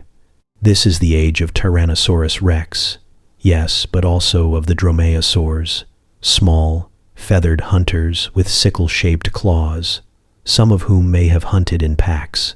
All this happened over 160 million years. It's a number so large that it blurs into abstraction. But imagine this. If you were to compress all of dinosaur history into a single hour, modern humans wouldn't appear until the final second. Even the earliest primates would arrive with only minutes to spare. The age of dinosaurs is not a footnote in Earth's history. It is the bulk of it. For 3 times longer than mammals have ruled the Earth, dinosaurs adapted, diversified, and thrived. And they did so not in isolation, but amid changing oceans, drifting continents, erupting volcanoes, and shifting climates. Through the Triassic, Jurassic, and Cretaceous, the world itself transformed. Mountains rose, seas widened, ecosystems morphed into new combinations of life and structure. Each era brought its own cast, its own mood and melody. And though we often imagine the dinosaur age as one frozen scene and Rex roaring at a triceratops beneath a palm tree, the truth is that those two species were separated by more time than we are from the last ice age. In the time it took the Earth to go from Eoraptor to Tyrannosaurus, mountains formed and eroded away, oceans opened and closed, and entire families of dinosaurs came and went, never seeing what would follow. The timeline is not a straight road, but a winding path full of forks and returns, dead ends and new beginnings. It was shaped by survival and accident, by fire and ice, by breath and blood. And it was long, so long that it humbles even the deepest ambitions of our own civilization, so long that it makes our species feel like a flicker in a dark room, a momentary spark beside a bonfire that burned for eons. But through that time, the dinosaurs were not statues or symbols. They were animals. They raised their young, fought for food, basked in sunlight, hunted, slept, mated, dreamed. They lived. And their story, far from being one of sudden tragedy, is also one of resilience, adaptation, and grandeur stretched across time like stars flung across the night sky. The Triassic, the Jurassic, the Cretaceous, each a chapter, each a world unto itself, and together they form a timeline not of extinction, but of evolution in motion, a story told not just in bones, but in the living world they help to shape. Somewhere, deep beneath your feet, locked in stone older than mountains, there may be the bones of a creature that once walked through ferns under a foreign sky, a creature that lived, breathed, ate, and perhaps even cared for its young, its final moments lost to time, its body buried in silence, its memory waiting. Not every dinosaur became a fossil. In fact, almost none of them did. For every million that roamed the earth, perhaps only a few ever had the right mixture of luck, chemistry, and circumstance to leave behind a trace. Fossilization is not just science. It's coincidence, patience, and an accident of elements aligning just right. When a dinosaur died, it often happened out in the open, on a floodplain or riverbank, in a forest clearing or the slope of a hill. Its body would begin to vanish almost immediately. Scavengers came first, tearing flesh, cracking bones, scattering parts. Insects laid eggs. Bacteria broke down muscle and skin. Within days, only bones remained, and even those were at the mercy of time. Rain, wind, predators, trampling herds, so many forces worked to erase what once lived. Most remains disintegrated, sank into soil, or were carried away by rivers. The past is not preserved easily, but sometimes, just sometimes, the body found its way into mud. A flash flood buried it under silt. A sand dune shifted in just the right way. A lake's bottom sealed it from air. And in that moment, without anyone noticing, the transformation began. Minerals seeped in slowly atom by atom through the porous surfaces of bone. Calcium and phosphate, once living tissue, were replaced by rock. The shape held, but the material changed.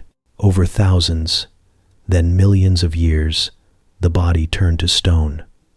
A fossil was born, not just a cast of bone, but a time capsule, a physical echo of a life that once pulsed in real time, now preserved in geological stillness. This process, called permineralization, doesn't capture everything. Muscles vanish, organs are lost, color fades, and yet, under rare and extraordinary conditions, even soft tissues can leave a trace. Feathers, skin impressions, even pigments preserved in the microscopic patterns of fossilized melanosomes. These are the treasures paleontologists dream of, the exceptional finds that don't just show us what dinosaurs were, but how they lived. Consider the fossil of a sleeping May long, a small feathered dinosaur curled with its tail wrapped around its body like a bird tucked in for the night, or the exquisitely detailed remains of a nodosaur so well preserved that its armored skin still bears its shape and texture, its body lying in repose as if it could wake with the wind, or the feathered impressions of a microraptor, black and glossy in life, its wings outstretched across time. These are not just bones, they are windows. Sometimes fossils are found in amber, the ancient resin of trees hardened into golden glass. Insects, plants, and occasionally fragments of feathers are caught inside, preserved in 3 dimensions, untouched by crushing rock. These fossils whisper details impossible to guess from stone alone. How blood once flowed through wings, how scales shimmered, how dinosaurs may have preened and posed and flicked their tails to signal across a clearing. And there is more than bone. Footprints pressed into mud hardened over time into stone tracks, telling stories of movement, of chase and flight, of herds passing by a waterhole. Coprolites' fossilized dung reveal what dinosaurs ate, how they digested, even what parasites once lived inside them. Eggshells, nests, bite marks, and burrows, each a fossil in its own right, each a clue in a puzzle with most of the pieces missing. But even among the fossils that survive, discovery is rare. Many lie hidden beneath miles of sediment, locked away in formations that may never be unearthed. Others rest in places too remote to reach. The fossils we do find are often incomplete, fractured, eroded, broken by time or weather. To piece together a full skeleton is like assembling a jigsaw puzzle with most of the image missing and no box for reference. Still, we try. Every fossil, even a single tooth, can rewrite what we thought we knew. A new species, a new behavior, a new connection between ancient animals and the ones we see today. Fossils teach us that the world is older, stranger, and more dynamic than we imagine. That continents drift, that climates change, that life reinvents itself over and over, adapting, thriving, disappearing, returning in new forms. They remind us how fragile memory is. Fossilization is not permanent. Time can still take it back. Erosion, landslides, earthquakes, and construction can shatter what's left. A fossil is not a guarantee. It's a temporary glimpse given to us by the earth for a moment before it's lost again. That's why each find matters so much. It's not just about a bone or a shape or a name in Latin. It's about giving voice to the silence of deep time. And there is a strange intimacy in it. To hold a fossil is to touch something that once lived and breathed when humans were not even an idea. It is a bridge between worlds, between epochs, between what was and what is. A fossil is not just a relic. It is a story waiting to be read, carefully, respectfully, piece by patient piece. They waited millions of years to be seen again. And when we uncover them, gently brushing away the dust of eons, we are not just excavating rock. We are listening. We are remembering. We are, in some quiet and reverent way, bringing the past back to life. In the imagination of movies, dinosaurs roar, deep, guttural bellows that shake the ground and split the air. It's a sound we've grown familiar with, a kind of sonic signature, thunderous, primal, terrifying. But the truth is quieter, stranger, and still wrapped in mystery. Dinosaurs lived in a sensory world that was vivid and complex, and while we can't record them directly, the clues they left behind, etched into bone, preserved in skulls, inferred from behavior, help us rebuild the experience of what it might have felt like to stand near one. Not just what they looked like, but how they perceived their world, and how their world perceived them. The first surprise is their silence, or at least, the possibility of it. Many of the classic dinosaur roars used in pop culture were borrowed from modern animals. The slowed-down growl of a tiger, the reversed trumpet of a baby elephant, even a tortoise mating call. But actual vocalization in dinosaurs may have been subtler. Birds, their closest living relatives, don't roar. They coo, hiss, click, sing. Crocodilians, another branch of the archosaur family, bellow and rumble, often using deep frequencies that vibrate through water or air to signal dominance or territory. Some dinosaurs may have had similar capabilities. The hollow crests of certain hadrosaurs like Parasaurolophus acted almost like built-in wind instruments. Inside those crests were looping nasal passages, some stretching several feet long, curving through bone like brass tubing. When air moved through them, it likely created low, haunting calls resonant and far-reaching, more foghorn than lion's roar. These weren't sounds of aggression, but communication calls across dense forests, warning of danger, marking identity, or echoing during mating rituals. The structure of dinosaur skulls also hints at how they might have heard the world. CT scans of fossilized inner ears reveal cochlear ducts of varying lengths, which, in modern animals, correlate with hearing range. Predatory dinosaurs like Troodon had long cochlear canals, suggesting they could pick up on subtle frequencies, perhaps the rustle of prey in underbrush or the distant alarm cries of their young. Some had ears positioned asymmetrically on their skulls, a trait seen today in owls, allowing for pinpointed directional hearing. Not just sound, but sound located in space. But sound was only part of the picture. Sight, in many dinosaurs, was astonishingly advanced. The placement of eyes on certain theropods suggests binocular vision, much like in modern birds of prey. This kind of overlapping field of view allows for depth perception and accurate targeting, ideal for predators. Studies of scleral rings, the bony support structure around the eye in some fossils, can even hint at whether the dinosaur was active during the day or night. Nocturnal specialists with wide pupils might have stalked the darkness, navigating by moonlight and shadow. Color vision may have been present too. Birds have 4 types of cone cells in their eyes, allowing them to see ultraviolet wavelengths we can't even imagine. If some dinosaurs shared this trait, their world would have shimmered with signals invisible to us, feather patterns glowing under sunlight, markings that guided courtship or warned rivals. A forest to them might have looked iridescent, pulsing with signals we've never known how to see. And then there was smell. Olfactory bulbs in the brain, responsible for detecting and processing scent, are sometimes preserved well enough in fossil skulls to estimate their size. Tyrannosaurus rex, for instance, had massive olfactory regions, suggesting it had a nose finely tuned to detect scent across miles. Not just carrion, as often imagined, but also prey, mates, and territory boundaries. It may have tracked herds by scent trails in the wind, navigated familiar pathways through memory of smell, even recognized individuals. Other dinosaurs likely relied less on smell and more on sight or sound. The diversity of their senses mirrored the diversity of their forms. Small herbivores might have had acute peripheral vision to scan for threats. Larger predators might have tuned into vibrations in the ground, catching the faint tremor of footsteps long before prey came into view. Some could have used their senses in ways we haven't fully imagined, combining cues, visual, auditory, olfactory, into a full map of the world around them. Even touch played a role.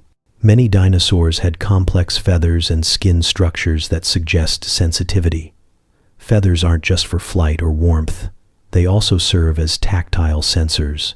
Birds use them to feel air currents, detect contact, and communicate. It's possible that some dinosaurs had similar sensitivity, particularly in crests, tails, or wing-like arms. Skin impressions show patterns of scales, textures, and in some cases, pads that may have acted like fingertips interpreting the surface of their world through pressure and contact. Reconstructing the sensory life of a dinosaur is like trying to dream in a language you've never heard. It's a mixture of science and intuition, of measuring skulls and reading between the lines. Each sense offers a thread, and when those threads are woven together, they form a tapestry that is less monstrous and more animal, less myth and more reality. They didn't just lumber or kill. They listened, watched, felt, and responded. They chose mates. They warned rivals.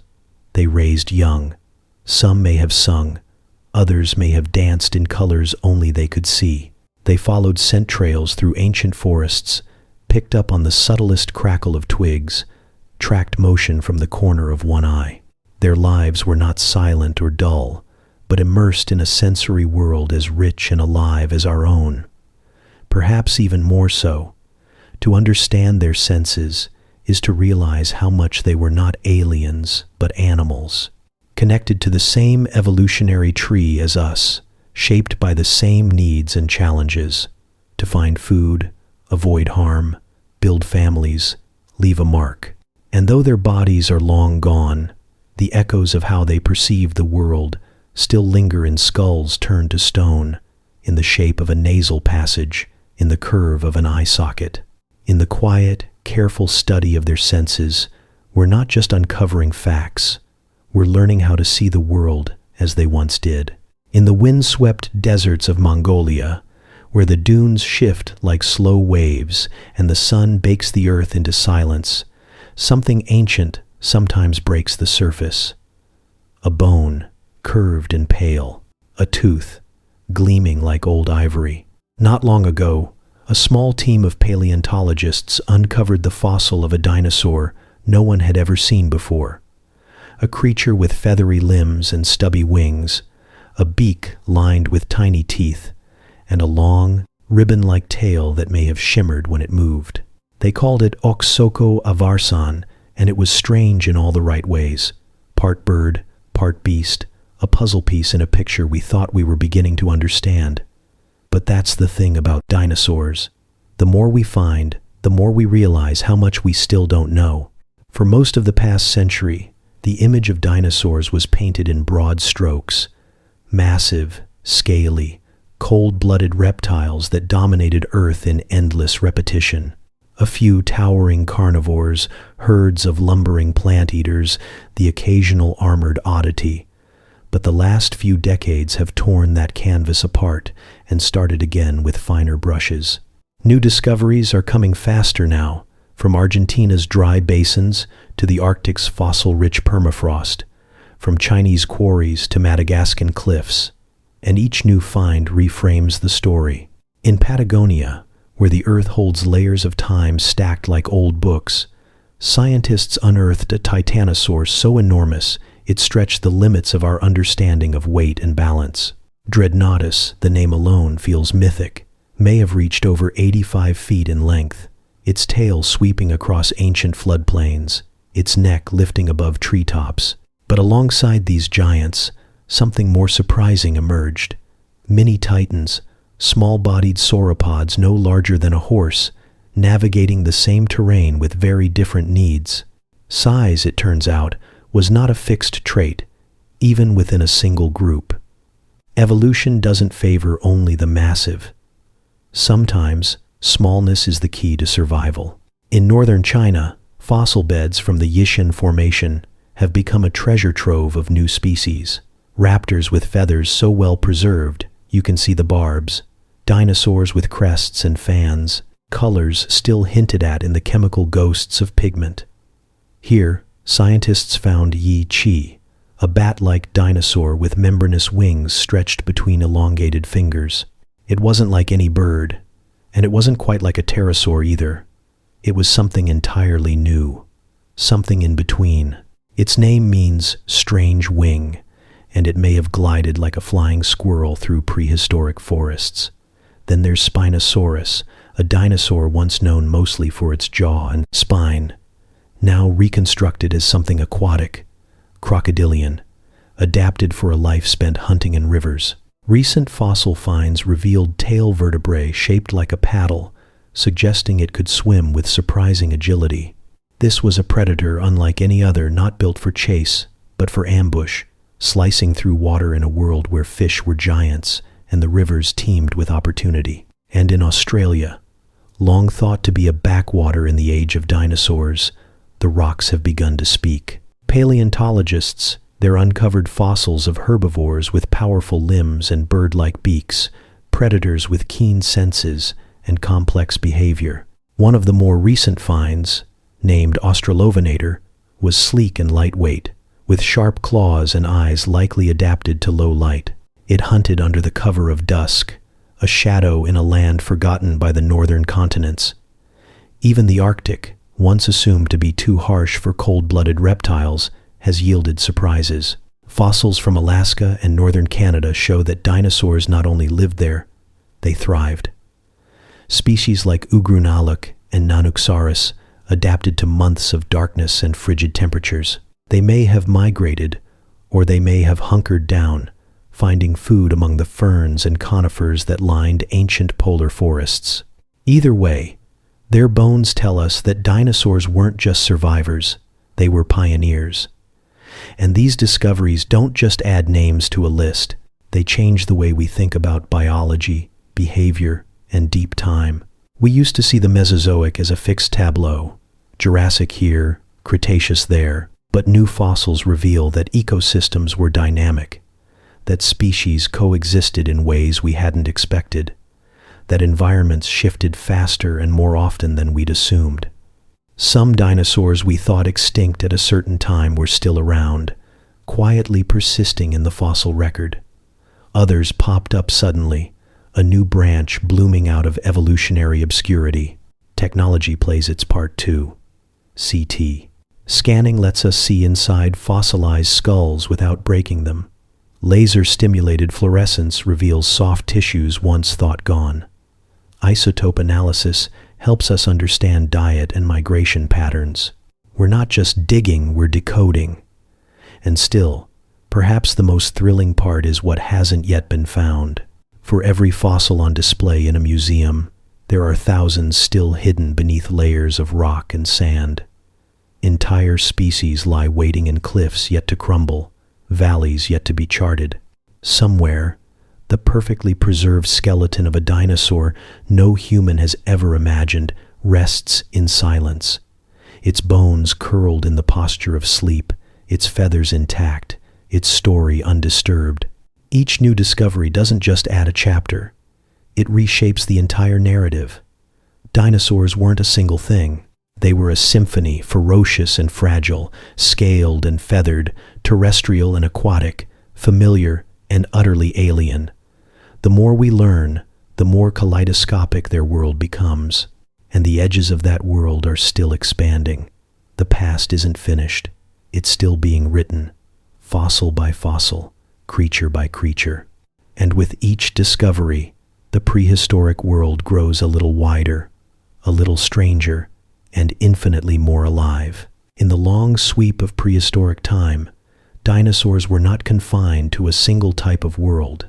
They didn't live only in steaming jungles or volcanic valleys, but roamed a planet reshaped again and again by climate and continent. They adapted to blistering deserts, murky swamps, floodplains, coastlines, forests, and even icy highlands. Each environment carved its own influence into their bodies, behaviors, and evolution.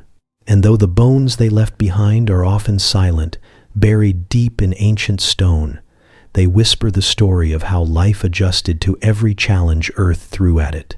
In the parched badlands of present-day Mongolia, sandstorms swirl over bone-dry plateaus. Yet long ago, this desert was also a home. Protoceratops, Velociraptor, and Oviraptor weren't just built for survival here. They were molded by it.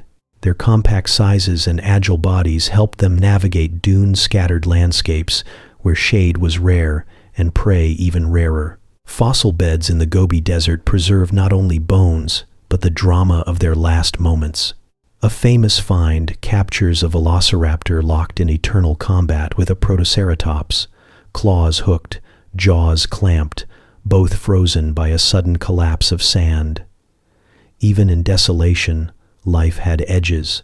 Desert environments gave rise to dinosaurs with features tailored to thirst and scarcity. Beaked mouths allowed herbivores to shear tough, dry vegetation.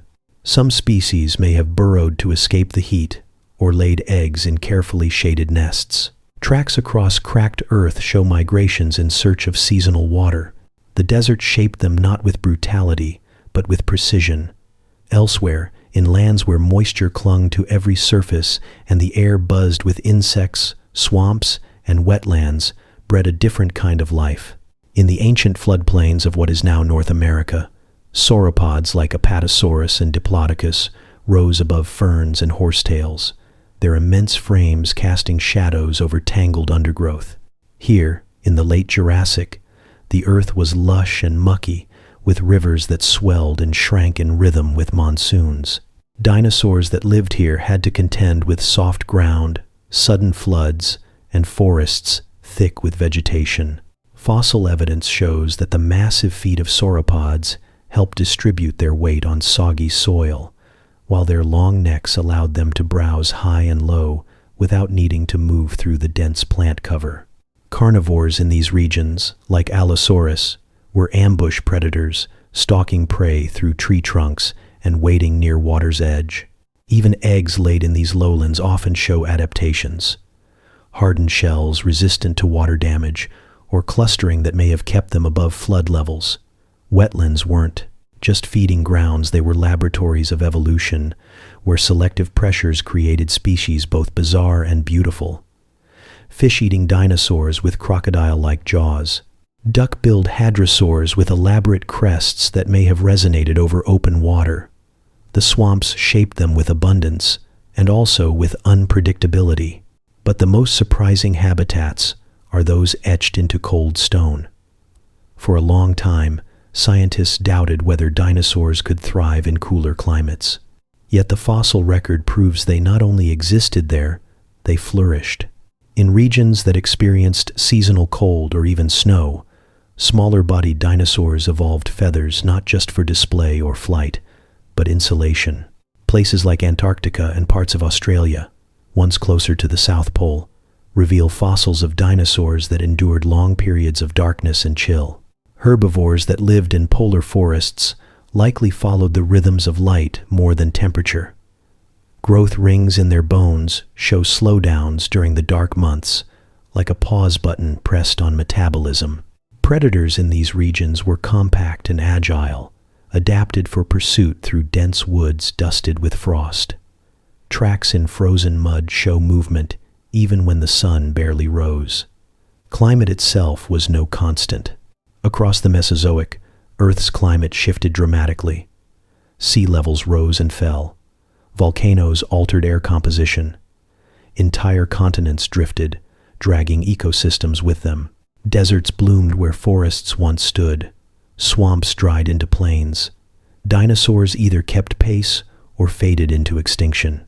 Those that survived did so by evolving into specialists, creatures finely tuned to niche environments, or generalists, able to eat, live, and move in many kinds of terrain. Therizinosaurs, with their long claws and pot-bellied torsos, may have been generalists, equally at home browsing in forests or foraging at forest edges. Pachycephalosaurs, with their domed skulls, might have used their heads not only for display or combat, but also to navigate tight spaces in rocky uplands. Some dinosaurs evolved to follow food sources across great distances, suggesting migratory behavior tied to seasonal changes in their environment. Fossil evidence even reveals dinosaurs that moved between habitats during their lives.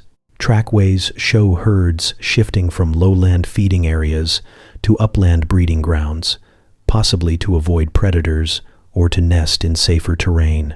Teeth worn from grit suggest feeding in dusty regions, while smoother enamel may point to wetter diets. Bones rich in certain isotopes give clues about water sources, indicating whether a dinosaur lived in freshwater marshes, coastal estuaries, or arid plains.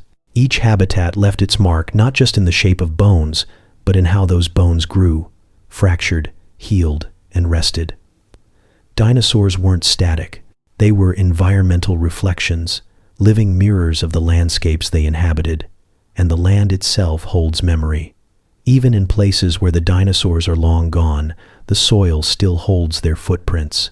Layers of sediment stacked like geological diary pages, each one capturing a moment when the river overflowed, when drought cracked the earth, when an animal paused to drink or staggered through mud. In Utah's deserts, you can still see the prints of giants and the delicate toes of smaller cousins, preserved in stone like echoes of movement. The deserts, swamps, and snowy frontiers of their world weren't just backdrops. They were sculptors, carving behavior, shaping form, deciding which traits would rise and which would vanish. Dinosaurs were not survivors of a single kind of world. They were wanderers across many. In the layered dust of an ancient nesting ground in Montana, fossilized eggs lie in shallow, circular depressions, arranged with a care that feels intentional. Scattered nearby, the skeleton of an adult dinosaur curls protectively around the cluster, its bones splayed like the remnants of a watchful parent that never left. This is the fossil of a Maiasaura, whose name means good mother lizard. It's more than just poetic. It's a window into the social lives of dinosaurs, complex, varied, and often more intimate than we once imagined. Dinosaurs weren't simply solitary beasts lurching through primordial forests. Many lived in groups, moved in herds, raised their young, and perhaps even mourned their dead. Others, however, lived with a darker instinct, feeding not just on rivals, but perhaps on members of their own kind. What we're learning now is that the social worlds of dinosaurs were as diverse as their skeletons suggest. Bonds, betrayals, loyalties, and appetites written into the fossil record in scratches, cracks, and careful arrangements of bone. Maiasaura may have been among the most nurturing. Fossil sites reveal nesting colonies that stretched for hundreds of meters, each nest separated by just enough space to accommodate a mother and her growing brood. The young stayed in the nests long after hatching, their bones showing signs of extended care, legs too weak to support their own weight, teeth worn from being fed. These were animals that stayed, tended, and possibly taught. Inferences about behavior come not from wishful thinking, but from detailed clues. The sediment around those nests contains traces of trampled ground, as if herds returned year after year to the same sites. Skeletons of juveniles and adults found together, all fossilized in layers of volcanic ash or flood debris, hint at movement as a unit. This wasn't just biology, it was community, and they weren't alone in their social instincts. Hadrosaurs, too, show signs of herding. Fossilized trackways from Colorado and Alberta reveal parallel paths, dozens of footprints all headed in the same direction, spaced as if walking side by side. These weren't the aimless wanderings of solitary creatures. They were migrations, coordinated and seasonal, perhaps driven by food, water, or breeding. Within those lines were likely parents, siblings, elders, all bound by a shared instinct to move as one. But not all dinosaurs played by those rules. In the bone-strewn badlands of Madagascar, paleontologists found something more unsettling. A dismembered juvenile Majungasaurus, bearing deep gouges and scoring along its bones, marks that match the teeth of an adult of its own species. Cannibalism, long suspected but rarely confirmed, suddenly became plausible. In harsh environments, where prey was scarce and survival unrelenting, even the distinctions of kin may have blurred. Cannibalism among dinosaurs wasn't likely the norm, but it was real. Some theropods, particularly large carnivores, may have taken advantage of weakened or already dead individuals. Like modern Komodo dragons or crocodiles, hunger trumped sentiment. Teeth marks on bone tell a quiet but brutal story, one of instinct over empathy, of a world where food didn't discriminate. Yet even these predators showed signs of unexpected tenderness. In Mongolia's flaming cliffs, oviraptorid fossils have been found preserved atop nests, their forelimbs spread as if sheltering the eggs. For years, their name Oviraptor, the egg thief, carried an undeserved stain. But closer study revealed those eggs belonged to them. They weren't stealing, they were guarding. Some even died in place, unwilling to flee as sandstorms or sudden disasters buried them in place. They were parents, not plunderers. There's an elegance in how social behavior leaves its mark. Injuries that healed suggest care or rest. Juveniles that died with adults hint at family structures. Tracks that crisscross in close quarters suggest play or gathering. The spacing of nests, the repetition of burrows, the arrangement of bones, all these become conversations across time. Some dinosaurs built herds the size of cities.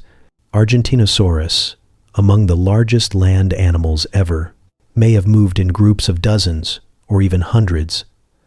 Such massive creatures needed vast stretches of vegetation to sustain them, and moving in unison may have allowed them to strip one area before progressing to the next. Safety, too, lay in numbers. Young sauropods, no larger than dogs at birth, likely found protection within the bodies of the group, shielded from lurking predators that prowled the forest edges. Even smaller species, like the ceratopsians, left signs of group living. Bone beds filled with dozens of Triceratops and Styracosaurus skeletons show that some died together, perhaps in floods or droughts. Whether they were migrating or simply clustered at a waterhole, their collective death preserved the social ties they held in life. And there were the dancers. Some dinosaurs, like the peacock-sized Troodon, had enlarged brain cavities and forward-facing eyes, clues that suggest sharp senses and possibly complex communication. Scrape marks in ancient soil, arranged in deliberate circles and repeated patterns, may be evidence of mating displays like birds today, clearing a stage before the performance. These were rituals of attention, of connection, of signaling and selection, not just instinct, but intention. Yet we must remember, not all bonds were gentle. Some behaviors, even among social species, likely carried aggression. Horned dinosaurs may have locked skulls, not just for dominance, but for territory or mates. Healed fractures in face bones, gouges along the frills, all hint at a society where hierarchy had its costs. The push and pull of cooperation and conflict shaped daily life. Like us, they lived in a spectrum, some fiercely independent, others deeply communal. Some raised young with tender care, others walked away before the eggs cooled. Some shared space in great gatherings, while others circled their own kind in hunger. The fossils, when read closely, show that dinosaurs were not just biological marvels, they were social ones, capable of loyalty, violence, nurturing, rivalry, capable of structure and chaos. In the end, their story isn't just about survival, it's about how they lived, together, alone, and everything in between. In the soft light of morning, before the sun turns the rock into heat, a paleontologist kneels in silence beside a ledge of sediment. The ground here is dry, cracked, and ancient, layered like a book written without ink. Every inch is swept, not shoveled. A brush glides across fossil-studded shale with the kind of care one might use to wake a sleeping child.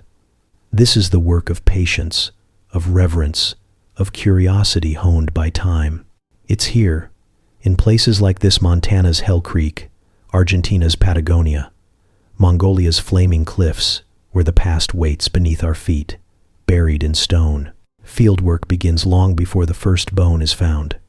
Geologists study maps to locate formations of the right age. Satellite images help trace outcroppings hidden by brush or sand. Then come the long drives, the treks over brittle hillsides, and the quiet scanning of surfaces, eyes peeled for a glint of bone, a curve too smooth to be rock.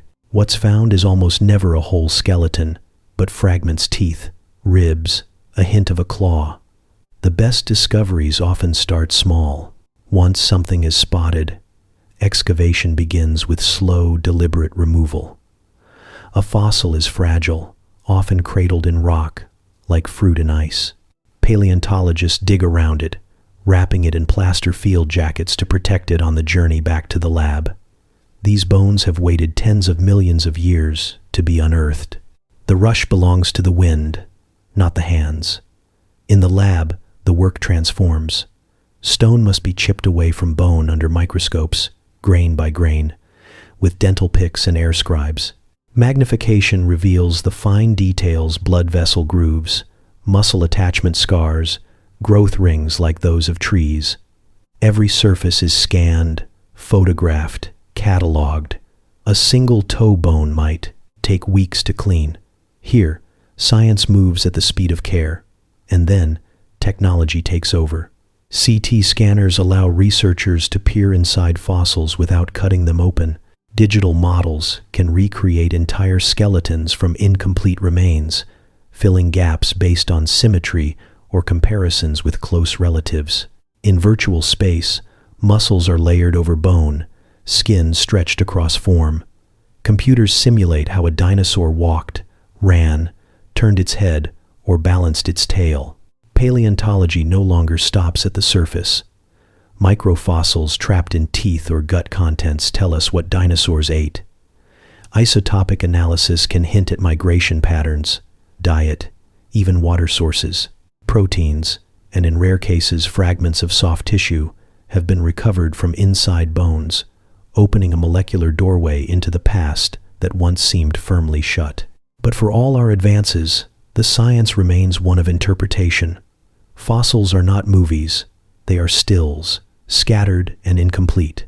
Theories rise, evolve, and sometimes fall as new evidence comes to light. Once, we thought dinosaurs dragged their tails like lizards. Then came fossil trackways with no tail marks. Once, we imagined them cold-blooded and sluggish. Then bone growth rates and oxygen isotopes suggested warm-bloodedness, or something close. Feathers were once considered the sole province of birds. Now, they crown the backs of raptors and swirl across the bodies of theropods, revealed in the fine-grained sediments of Liaoning, China. Even color has entered the conversation. Microscopic structures called melanosomes, embedded in fossil feathers, can suggest hue and pattern. Sinosauropteryx may have had a striped tail. Anchiornis might have worn a mask of black and orange. Each decade redraws the family tree. Some dinosaurs, once thought distinct, collapse into each other upon closer inspection, juveniles mistaken for new species, or males and females with differing crests. Others split apart as tiny variations reveal evolutionary branches. Even the boundary between birds and non-avian dinosaurs grows fuzzier. Where does one end and the other begin? Paleontology is less about finding definitive answers and more about refining better questions. What did a dinosaur hear when it tilted its head to listen? What scents filled the air around its nest? Did it dream? Did it remember? The science stretches outward too. Comparative anatomy borrows from living animals, birds, crocodilians, even mammals to reconstruct function and behavior. A claw curved just so implies a particular grip. A nasal cavity shaped a certain way might suggest vocalization or scent tracking. Nothing is assumed in isolation. Every bone must speak with others, in chorus. And yet, for all our tools, the fossil record is incomplete. Most life is lost to time. Fossilization is rare. The right conditions, rapid burial, low oxygen, mineral-rich water happen only occasionally. What we have are snapshots, not a full film reel. There are entire species we will never know existed, entire ecologies that left no trace. Paleontologists live with that absence, knowing that silence is part of the story too. Still, each discovery brings us closer. The smallest fossil can shift the biggest ideas. A new species can rearrange timelines. A single footprint, pressed into once wet mud, can reveal gait, speed, and social interaction. A nest filled with eggs can reshape our sense of family. There's a romance to it, but not a softness. The work is rigorous, the process slow, the debates sharp. Ideas clash, evidence is reinterpreted, and the story of the dinosaurs grows more detailed, more strange, and more human with each new find. They were not just monsters of another age, they were animals, shaped by the same laws that govern life today. In the end, paleontology is a science not just of bones, but of becoming. It asks us to look at a shattered jaw, a cracked femur, a single fossilized feather, and rebuild a world, to take stone and give it breath, posture, movement, to turn sediment into story, and always to keep listening for what the earth is still trying to tell us. In the rocks beneath our cities and fields, in cliffs that once formed the bottom of shallow seas, and in the silent layers of red and gray that cut across the hearts of deserts, lie the echoes of creatures who reigned for more than 160 million years. Their bones have hardened into stone, their tracks into memory, but their story is still unfolding, not just as a tale of ancient beasts, but as a mirror we hold up to ourselves. Dinosaurs may be gone in form, except for the birds that carry their lineage through the sky, but their legacy is everywhere. It breathes through science, caution, curiosity, and the urgent lessons of a planet that remembers. Dinosaurs are case studies written by time itself. Their rise, diversity, and extinction offer clues not just about biology, but about survival. They lived through changing continents, shifting oceans, rising mountains, and falling sea levels. They adapted to cold snaps and heat waves, to volcanic winters and periods of sudden abundance. Their bones speak of success, resilience in the face of dramatic change, and their extinction, stark and sudden, reminds us how quickly it can all vanish. When we study dinosaurs, we are not only peering backward into a time before us, but learning how life persists, falters, and begins again. Evolution did not shape them into one form and stop. It experimented wildly long necks, armored backs, sickle-shaped claws, hollow bones, sails and frills and beaks. The variety they achieved, from creatures the size of hummingbirds to giants heavier than jetliners, reveals what life does when it's given time and space to flourish. Their fossils help us trace the branching tree of life, showing how traits appear, disappear, and sometimes return in altered form. The arc from feathered raptors to the birds outside your window is not just poetic, it's instructional. It shows how evolution can shrink, specialize, and reinvent. How wings that once may have been used for display or insulation could, over generations, become capable of flight. How hollow bones and keen eyesight became not just useful, but transformative. And then, just as their story reached one of its peaks, it ended. The asteroid that struck 66 million years ago did not merely cause devastation. It triggered a global reset: fires, acid rain, dust that choked out sunlight for years. Photosynthesis halted, food chains collapsed. Life didn't just die, it unraveled. And yet, in that unraveling, clues remain for us. What made some species fall, while others, like mammals, birds, and certain plants, survived? What traits allow a lineage to weather catastrophe? It turns out, size mattered. So did diet, reproductive speed, and flexibility. Species that lived fast, grew quickly, or could burrow or adapt their diets fared better. Specialists, those finely tuned to one food or niche, struggled. In the aftermath, it wasn't the strongest who rose, but the adaptable. The survivors were not the kings of their time, but the ones best suited for change. The Earth has undergone mass extinctions before, 5 of them in fact, and each time, life returned not as a copy of what came before, but as something new. Dinosaurs were part of that story once. Now, we are, and we find ourselves in the early tremors of what may become the 6th great extinction, driven not by space rocks, but by ourselves, by warming air, rising seas, and shrinking biodiversity. The story of the dinosaurs doesn't offer simple solutions, but it offers scale, perspective, and the sobering truth that no species, no matter how dominant, is immune to planetary shifts. They remind us that dominance isn't permanence. They also remind us of wonder. Few discoveries ignite imagination like a dinosaur fossil. Children hold tiny claws in museums with eyes wide, open. Artists paint what might have been, and scientists revisit old bones with new tools, uncovering pigments, proteins, and postures once thought lost. In this way, dinosaurs teach us to keep asking, to never assume the story is finished. What we thought we knew 20 years ago is not what we know now, and what we understand today may seem quaint in another decade. Their skeletons inspire not just scientific questions, but philosophical ones. What does it mean to live in a world that can change so fast? How do we prepare for futures we can't yet imagine?